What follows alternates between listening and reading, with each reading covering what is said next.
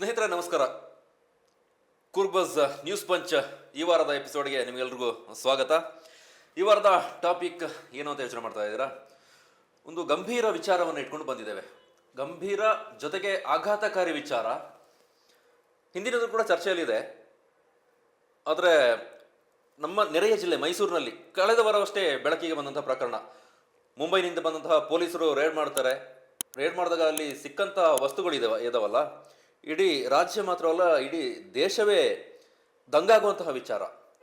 300 ಕೋಟಿ ಮೌಲ್ಯದ ಮಾದಕ ವಸ್ತುಗಳನ್ನು ನಮ್ಮ ಸಾಂಸ್ಕೃತಿಕ ನಗರಿ ಮೈಸೂರಿನಲ್ಲಿ ಒಂದು ಶೆಡ್ನಲ್ಲಿ ತಯಾರಿಕೆ ಮಾಡಿ ಬೇರೆ ಬೇರೆ ಕಡೆಗಳಿಗೆ ಹಂಚಿಕೆ ಮಾಡ್ತಾ ಇದ್ದಾರೆ, ಅದನ್ನು ಡಿಸ್ಟ್ರಿಬ್ಯೂಟ್ ಮಾಡ್ತಾ ಇದ್ದಾರೆ, ಅಲ್ಲಿಂದ ಸರಬರಾಜು ಆಗ್ತಾ ಇದೆ ಅಂತ ಹೇಳಿದ್ರೆ ಸಾಮಾನ್ಯದ ವಿಚಾರ ಅಲ್ಲ ಇದು. ಇದು ಕೇವಲ ಮೈಸೂರಿಗೆ ಮಾತ್ರ ಸೀಮಿತವಾಗಿದೆಯಾ?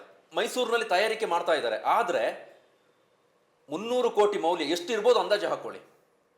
ಲಿಕ್ವಿಡ್ ರೂಪದಲ್ಲಿ, ಪೌಡರ್ ರೂಪದಲ್ಲಿ ಅದನ್ನು ಮಾಡಿ ಹಂಚಿಕೆ ಮಾಡಿಕೊಂಡು ಅದೆಷ್ಟು ಜನರ ಜೀವದ ಜೊತೆಗೆ ಚೆಲ್ಲಾಟ ಆಡ್ತಾ ಇದ್ದಾರೆ.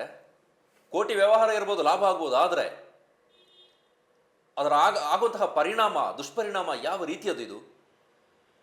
ಬಹುಶಃ ನಿಮಗೆ ನಾವು ಕೊಡಗಿಗೂ ಅದಕ್ಕೆ ಏನು ಸಂಬಂಧ ಅಂತ ಅನಿಸ್ಬೋದು. ಅದರ ಪರಿಣಾಮ ಕೊಡಗಿನ ಮೇಲೆ ಇಲ್ಲದಿಲ್ಲ. ಕೊಡಗಿನಲ್ಲೂ ಕೂಡ ಅನೇಕ ಬಾರಿ ರೇಡ್ ಮಾಡಿದ್ದಾರೆ. ಆ ವಿಚಾರವಾಗಿ ಚರ್ಚಿಸ್ತೇವೆ. ಇವತ್ತಿನ ಎಪಿಸೋಡ್ಗೆ ನಮ್ಮ ಅತಿಥಿಯಾಗಿ ವಿಶ್ಲೇಷಕರಾಗಿ ಅಜಮಡ್ ರಮೇಶ್ ಕುಟ್ಟಪ್ಪರು ಇದ್ದಾರೆ, ಸೀನಿಯರ್ ಜರ್ನಲಿಸ್ಟ್. ನಮಸ್ಕಾರ ಸರ್. ನಮಸ್ತೆ. ಈ ವಿಚಾರ ನಿಮಗೆ ಹೊಸ ವಿಚಾರ ಅಲ್ಲ, ಈ ಡ್ರಗ್ಸ್ ಕುರಿತಾಗಿ ಮಾತನಾಡುವಂಥದ್ದು. ಹಿಂದೆ ಕೂಡ ಬೇರೆ ಬೇರೆ ಸಂದರ್ಭದಲ್ಲಿ ಮಾತನಾಡಿದ್ದೀರಿ, ಜೊತೆಗೆ ಈ ಕುರಿತಾಗಿ ನೀವು ಒಂದು ಕ್ಯಾಂಪೇನ್ ಕೂಡ ಮಾಡಿದ್ರಿ. ಮೊನ್ನೆ ಮೈಸೂರಿನಲ್ಲಿ ಆದಂತಹ ಬೆಳವಣಿಗೆಯನ್ನು ನಾವು ಗಮನಿಸಿದ್ದೇವೆ. ಏನನ್ಸುತ್ತೆ? ಸಣ್ಣ ಪುಟ್ಟ ಆದರೆ ಏನೋ ಒಂದು ಆಗ್ತಾ ಇದೆ, ತಂದು ಅದನ್ನ ಪೆಡ್ಲರ್ಗಳೇನೋ ಸರಬರಾಜು ಮಾಡ್ತೀರಾ ಅನ್ಕೋಬಹುದು. ಆದರೆ 300 ಕೋಟಿ ಮೌಲ್ಯದ 300 ಕೋಟಿಗೂ ಅಧಿಕ ಮೌಲ್ಯದ ಡ್ರಗ್ಸ್ ಅಲ್ಲಿ ತಯಾರಿಕೆ ಮಾಡ್ತಾ ಇದ್ದಾರೆ ಅಂತ ಹೇಳಿದ್ರೆ ಎಲ್ಲಿಗೆ ತಲುಪಿದೆ ನಮ್ಮ ವ್ಯವಸ್ಥೆಗಳು ಅಂತ? ನೀವು ಹೇಳಿದಾಗೆ ಕರೆಕ್ಟ್. ನಿಷೇಧಿತ ಮಾದಕ ವಸ್ತುಗಳು ಹೇರಳ ಪ್ರಮಾಣದಲ್ಲಿ ಇವತ್ತು ಜನರಿಗೆ ತಲುಪ್ತಾ ಇದೆ. ಇಡೀ ಜನರ ಆರೋಗ್ಯವನ್ನು ಹಾಳು ಮಾಡೋದ್ರೊಂದಿಗೆ ಸ್ವಾಸ್ಥ್ಯ ಸಮಾಜವನ್ನು ಸಹ ಹಾಳು ಮಾಡುವಂಥ ಕೆಲಸಗಳನ್ನು ಈ ಒಂದು ಮಾದಕ ವಸ್ತುಗಳ ಮೂಲಕ ಆಗ್ತಾ ಇದೆ. ಮೈಸೂರಿನಲ್ಲಿ ಮಾದಕ ವಸ್ತುಗಳನ್ನು ಉತ್ಪಾದನೆ ಮಾಡುವ ಫ್ಯಾಕ್ಟ್ರಿ ಮೇಲೆ ಮಹಾರಾಷ್ಟ್ರ ಪೊಲೀಸರು ದಾಳಿ ಮಾಡಿದರು. ಕೋಟ್ಯಾಂತರ ರೂಪಾಯಿ ಮೌಲ್ಯದ ಮಾದಕ ವಸ್ತುವನ್ನು ಅವರು ವಶಪಡಿಸ್ಕೊಂಡ್ರು. ಅಲ್ಲಿ ಮಾದಕ ವಸ್ತು ಸಪ್ಲೈ ಮಾಡ್ತಿದ್ದವರನ್ನ ವಿಚಾರಣೆ ಮಾಡಿದ ಸಂದರ್ಭದಲ್ಲಿ ಮಹಾರಾಷ್ಟ್ರದಲ್ಲಿ ಎಲ್ಲಿ ಅದರ ಮೂಲಕ್ಕೆ ಅವರು ಹಿಡ್ಕೊಂಡು ಬಂದ ಸಂದರ್ಭದಲ್ಲಿ ಅದು ಮೈಸೂರು ಗಂಟೆ ಅವರು ತಲುಪಿಸ್ತು. ಅದನ್ನು ಅವರ ಫ್ಯಾಕ್ಟ್ರಿಯನ್ನು ಸೀಸ್ ಮಾಡುವಂಥ ಕೆಲಸ ಮಾಡಿದರು. ಆ ಸಂದರ್ಭದಲ್ಲಿ ರಾಜ್ಯದಲ್ಲಿ ಚರ್ಚೆ ಆಗಿರುವಂಥದ್ದು ನಮ್ಮ ರಾಜ್ಯದೊಳಗೆ ಆಗಿರುವಂಥ ವಿದ್ಯಮಾನವನ್ನು ಇನ್ನೊಂದು ರಾಜ್ಯದವರು ಬಂದು ಹಿಡಿದ್ರು ಅಂತ ಹೇಳುವಂಥ ವಿಚಾರದ ಮೇಲೆ ಆ ನೆಲಗಟ್ಟಲ್ಲಿ ಚರ್ಚೆ ನಡೆಯಿತು. ಅದೇ ಆಧಾರದಲ್ಲಿ ಮೈಸೂರಿನ ಇನ್ಸ್ಪೆಕ್ಟರ್ನು ಸಹ, ಪೊಲೀಸ್ ಸರ್ಕಲ್ ಇನ್ಸ್ಪೆಕ್ಟರ್ನ, ಆ ವ್ಯಾಪ್ತಿಯ ಸರ್ಕಲ್ ಇನ್ಸ್ಪೆಕ್ಟರ್ನು ಸಹ ಅಮಾನತು ಮಾಡಿರುವಂಥ ಕೆಲಸಗಳನ್ನು ಸಹ ಮಾಡಿರುವಂಥದ್ದು. ಈ ಡ್ರಗ್ಸ್ ಜಾಲ ಅಂತ ಹೇಳುವಂಥದ್ದು ಅಥವಾ ಒಂದು ಮಾಫಿಯಾ ರೀತಿಯಲ್ಲಿ ಅದು ಬೆಳೆದಿರುವಂಥದ್ದು. ಹಿಂದೆ ಆಯಿಲ್ ಮಾಫಿಯಾಗಳು ನಡೀತಾ ಇತ್ತು, ಪಾರ್ಲರ್ ದಂಧೆಗಳು ನಡೀತಾ ಇತ್ತು, ನೈಟ್ ಕ್ಲಬ್ ದಂಧೆಗಳು ನಡೀತಾ ಇತ್ತು, ಇದು ಮದ್ಯದ ಮಾಫಿಯಾಗಳು ನಡೀತಿತ್ತು, ಅಥವಾ ರೌಡಿಸಮ್ ಈ ಒಳಗೆ ನಡೀತಾ ಇತ್ತು. ಈಗ ಪ್ರಸ್ತುತ ಚಾಲ್ತಿಯಲ್ಲಿ ಇರುವಂಥದ್ದು ಡ್ರಗ್ಸ್ ಮಾಫಿಯಾ. ಅದರಲ್ಲಿ ದೊಡ್ಡ ಪ್ರಮಾಣದ ಹಣ ಬಳಕೆ ಆಗ್ತಿರುವ ಕಾರಣಕ್ಕಾಗಿ ಎಲ್ಲ ರೀತಿಯ ಆಡಳಿತ ವ್ಯವಸ್ಥೆಯನ್ನು ನಿಷ್ಕ್ರಿಯಗೊಳಿಸುವಂಥ ಕೆಲಸಗಳನ್ನು ಈ ಒಂದು ದಂಧೆ ಮಾಡ್ತಾ ಇದೆ.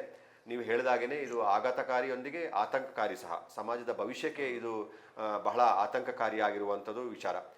ನಾನು ಕೆಲವು ವರ್ಷಗಳ ಹಿಂದೆ ನಾವು ಮಾಧ್ಯಮ ಸ್ಪಂದನ ತಂಡದ ಮೂಲಕ ಡ್ರಗ್ಸ್ ಮುಕ್ತ ಕೊಡಗು ಮಾಡಬೇಕು ಅಂತ ಹೇಳುವಂಥ ಅಭಿಯಾನವನ್ನು ಮಾಡ್ತೀವಿ. ಆ ಸಂದರ್ಭದಲ್ಲಿ ನಮಗೆ ಸಿಕ್ಕ ಮಾಹಿತಿಗಳು, ಬೇರೆ ಬೇರೆ ಮೂಲಗಳಿಂದ ಸಿಕ್ಕ ಇನ್ಪುಟ್ಗಳ ಮೂಲಕ ಇದು ಒಂದು ಜಿಲ್ಲೆಗೆ ಸೀಮಿತವಾಗಿ ಮಾಡುವಂಥ ಅಭಿಯಾನದಿಂದ ಯಾವುದೇ ಪರಿಣಾಮ ಆಗುವುದಕ್ಕೆ ಸಾಧ್ಯ ಆಗೋದಿಲ್ಲ. ಇದರ ವ್ಯಾಪ್ತಿ ವಿಶಾಲವಾಗಿದೆ. ನೀವು ಇಡೀ ವಿಶ್ವ ಮಟ್ಟದಲ್ಲಿ ತೆಗೆದುಕೊಂಡ್ರೆ ಹಲವಾರು ರಾಷ್ಟ್ರಗಳಲ್ಲಿ ಮಾದಕ ವಸ್ತುಗಳ ಬಳಕೆಗೆ ಮುಕ್ತ ಅವಕಾಶವನ್ನು ಕೊಟ್ಟಿದ್ದಾರೆ. ಆ ದೇಶಗಳು ಅದಕ್ಕೆ ಅವಕಾಶ ಕೊಟ್ಟಿದೆ. ನಮ್ಮ ದೇಶದಲ್ಲಿ ನಿಷೇಧಿತ ಮಾದಕ ವಸ್ತುಗಳು, ಸಾಕಷ್ಟು ನಿಷೇಧಿತ ಮಾದಕ ವಸ್ತುಗಳಿದೆ, ಅದರ ಬಳಕೆಗೆ ಇಲ್ಲಿ ಅವಕಾಶಗಳಿಲ್ಲ, ಕಾನೂನಲ್ಲಿ ಅವಕಾಶ ಇಲ್ಲ. ಹಾಗಿರಬೇಕಾದರೆ ನಾವು ಒಂದು ಕೊಡಗು ಜಿಲ್ಲೆ, ಮೈಸೂರು ಜಿಲ್ಲೆ ಅಥವಾ ಕರ್ನಾಟಕ ರಾಜ್ಯ ಅಥವಾ ಕೇರಳ ರಾಜ್ಯ, ಒಂದೆರಡು ರಾಜ್ಯಗಳ ಮೂಲಕ ಇದನ್ನು ನಿಯಂತ್ರಣ ಮಾಡುವ ಪ್ರಯತ್ನ ಪಟ್ಟರೆ ಅದು ಸಾಧ್ಯ ಆಗೋದಿಲ್ಲ ಅಂತ ಹೇಳೋದು ನನಗೆ ಸ್ಪಷ್ಟವಾದ ಅರಿವಾಗಿದೆ. ನಮ್ಮ ವ್ಯಾಪ್ತಿಯೊಳಗೆ ಅದನ್ನು ಕಂಟ್ರೋಲ್ ಮಾಡೋಕ್ಕೆ, ನಿಯಂತ್ರಣ ಮಾಡೋದಕ್ಕೆ ಒಂದಿಷ್ಟು ಪ್ರಯತ್ನಗಳಿಗೆ ಮಾಡ್ಬೋದು ಅಂತ ಹೇಳೋದಷ್ಟೇ ಅದರ ಫಲ ಸಿಗುವಂಥದ್ದು. ಸಂಪೂರ್ಣವಾಗಿ ಇದನ್ನು ನಿಷೇಧಿತ ಮಾಡ್ತೀವಿ, ಇಲ್ಲಿ ಬಳಕೆ ಮಾಡೋದಕ್ಕೆ ಸಾಧ್ಯ ಆಗದ ರೀತಿಯಲ್ಲಿ ಇದನ್ನು ಮಾಡ್ತೀವಿ ಅಂತ ಹೇಳುವುದನ್ನು ಸಾಧ್ಯ ಆಗೋದಿಲ್ಲ.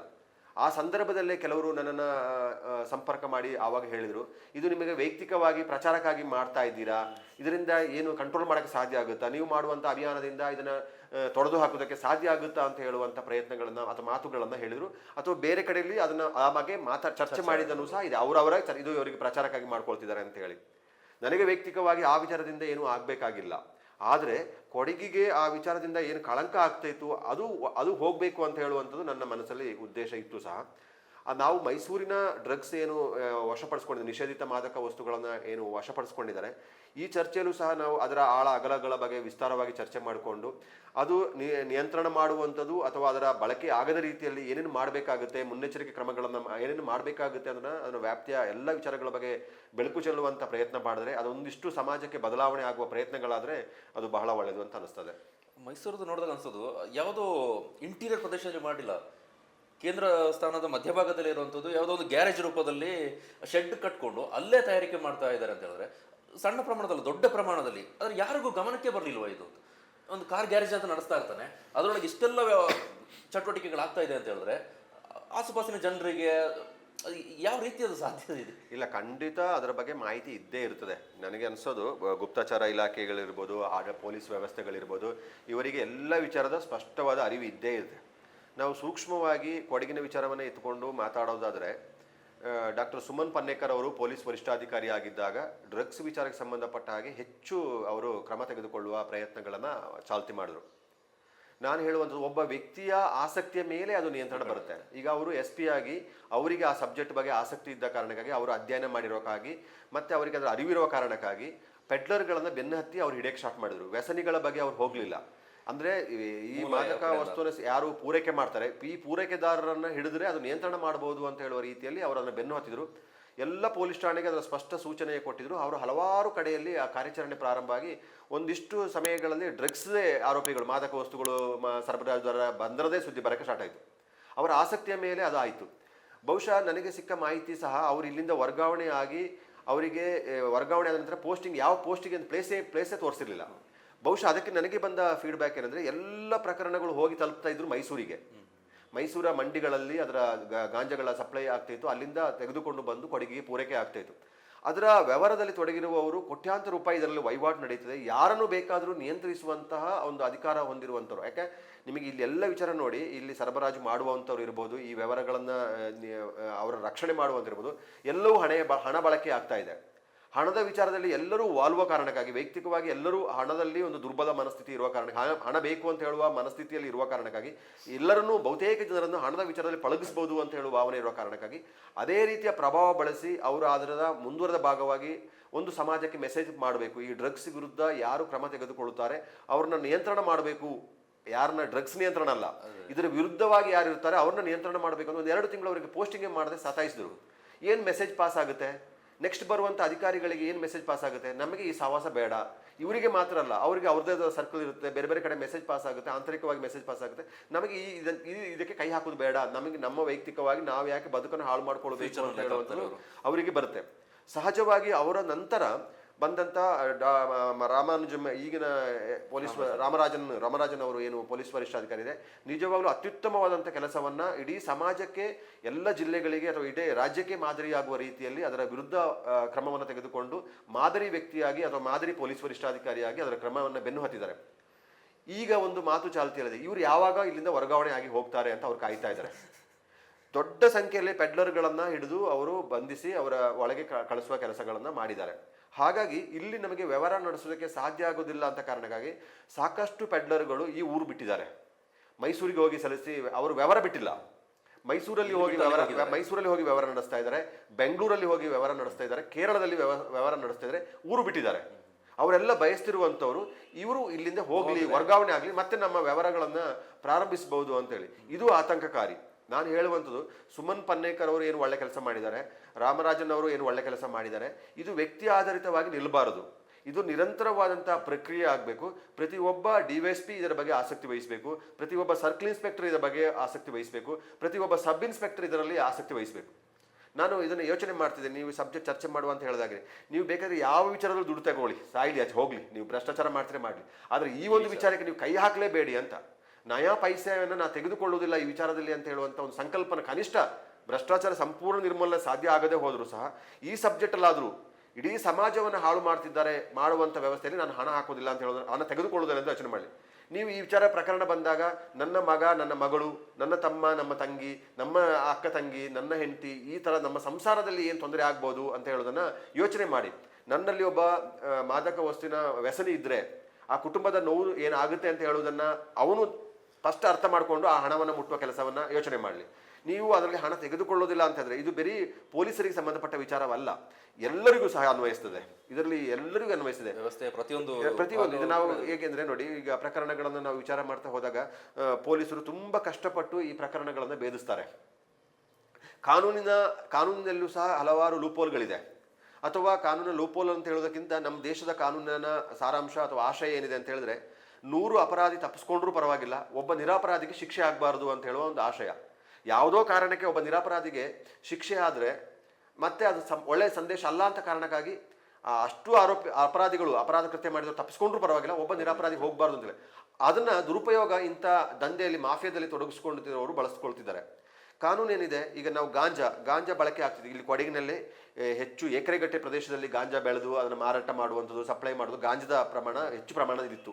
ಹೇರಳ ಪ್ರಮಾಣದಲ್ಲಿ ಗಾಂಜಾವನ್ನೇ ಸೇವನೆಯನ್ನು ಮಾಡ್ತಿರುವಂಥ ವ್ಯಸನಿಗಳು ಹೆಚ್ಚಿನ ಪ್ರಮಾಣದಲ್ಲಿದ್ದರು. ಅದರ ಸರಬರಾಜುದಾರರು ಸಹ ಗಾಂಜಾದ ಸರಬರಾಜುದಾರರೇ ಇದ್ರು. ಅದನ್ನ ಪ್ಯಾಕೆಟ್ ಮಾಡ್ಕೊಳ್ಳೋದು 1 ಗ್ರಾಮ 2 ಗ್ರಾಮ 5 ಗ್ರಾಮ ಒಳಗೆ ಮಾಡ್ಕೊಂಡು ಮಾರುವಂಥದ್ದೆಲ್ಲ ಮಾಡ್ತಿದ್ರು. ಅಲ್ಲಿ ಕೂಡ ಲೋಪಲ್ ಇದೆ. ಈಗ ಹಿಡಿಬೇಕು ಅಂತ ಹೇಳಿದ್ರೆ ಒಂದಿಷ್ಟು ಪ್ರಮಾಣದ ಇರಬೇಕು. ಅಲ್ಲ, ಅದನ್ನೇ ಹೇಳಕ್ಕೆ ಹೊರಟಿದ್ದೆ ನಾನು.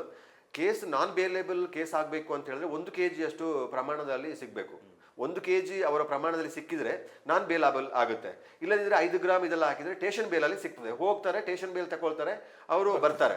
ಅಲ್ಲಿ ಅವರಿಗೆ ದೊಡ್ಡ ಪ್ರಮಾಣದ ಹಣದ ಲಾಭ ಇರೋ ಕಾರಣಕ್ಕಾಗಿ ಅವರಿಗೆ ಬೇಲ್ ತೆಗೆದುಕೊಳ್ಳೋದು ದೊಡ್ಡ ವಿಚಾರ ಏನಲ್ಲ. ಅದಕ್ಕಾಗಿ ಅವರು ಮಾನಸಿಕವಾಗಿ ವಕೀಲರನ್ನು ಸಿದ್ಧಪಡಿಸಿಟ್ಕೊಂಡಿರ್ತಾರೆ, ವಕೀಲರನ್ನು ರೆಡಿ ಇರ್ತಾರೆ. ಅವರಿಗೆ ಅಭ್ಯಾಸ ಆಗಿರುತ್ತೆ. ಅಭ್ಯಾಸ. ಅದಕ್ಕೆ ಜಾಮೀನ್ದಾರರು ರೆಡಿ ಇರ್ತಾರೆ. ನಿಮಗೆ ಬೇರೆ ಯಾವುದೋ ಗೊತ್ತಿಲ್ಲದೆ ನಡೆದು ಹೋಗುವ ಕೃತ್ಯದಲ್ಲಿ ಒಂದು ಜಾಮೀನು ಪಡೆದುಕೊಳ್ಳೋದಕ್ಕೆ, ವಕೀಲರನ್ನು ನೇಮಕ ಮಾಡ್ಕೊಳ್ಳೋದಕ್ಕೆ ಎಲ್ಲ ಪ್ರೋಸೆಸ್ಗೆ ಒದ್ದಾಡಬೇಕು, ಸಂಕಷ್ಟ ಪಡಬೇಕು, ಅವ್ರು ಇವ್ರನ್ನೆಲ್ಲ ಕೇಳಬೇಕು. ಜಾಮೀನ್ದಾರರೇ ಸಿಗೋದಿಲ್ಲ ನಿಮಗೆ. ಇಲ್ಲಿ ಎಲ್ಲೂ ಸಿದ್ಧವಾಗಿರುತ್ತದೆ. ಅವ್ರಿಗೆ ಗೊತ್ತಿರ್ತದೆ, ನಾನು ಈ ವ್ಯವಹಾರದಲ್ಲಿದ್ದೇನೆ, ಇವತ್ತಲ್ಲ ನಾಳೆ ನಾವು ಸಿಕ್ಕಾಕೊಳ್ತೀನಿ, ಸಿಕ್ಕಾಕೊಂಡಾಗ ಹೇಗೆ ಹೊರಗೆ ಬರಬೇಕು, ಇದೆಲ್ಲೂ ಪೂರ್ವ ಸಿದ್ಧತೆಯನ್ನು ಮಾಡ್ಕೊಂಡು ಬರುವಾಗ ಗಣಪತಿಗೆ ಹೇಗೆ ಸಿದ್ಧತೆ ಮಾಡ್ಕೊಳ್ತಾರೋ, ದಸರಾಕ್ಕೆ ಹೇಗೆ ಸಿದ್ಧತೆ ಮಾಡ್ಕೊಳ್ತಾರೋ, ಹಾಗೆ ಇವರು ಈ ಮಾಫಿಯಾದಲ್ಲಿರುವವರು ಎಲ್ಲ ಸಿದ್ಧತೆ ಮಾಡ್ಕೊಳ್ತಾರೆ. ಯಾಕಂದ್ರೆ ದೊಡ್ಡ ಪ್ರಮಾಣದ ಹಣ ಇರೋ ಕಾರಣಕ್ಕಾಗಿ ಅದನ್ನು ವಿನಿಯೋಗಿಸೋದಕ್ಕೂ ಅವರು ರೆಡಿ ಇರ್ತಾರೆ. ಈ 1 kg ಯಾರು ಇಟ್ಕೊಳ್ತಾರೆ?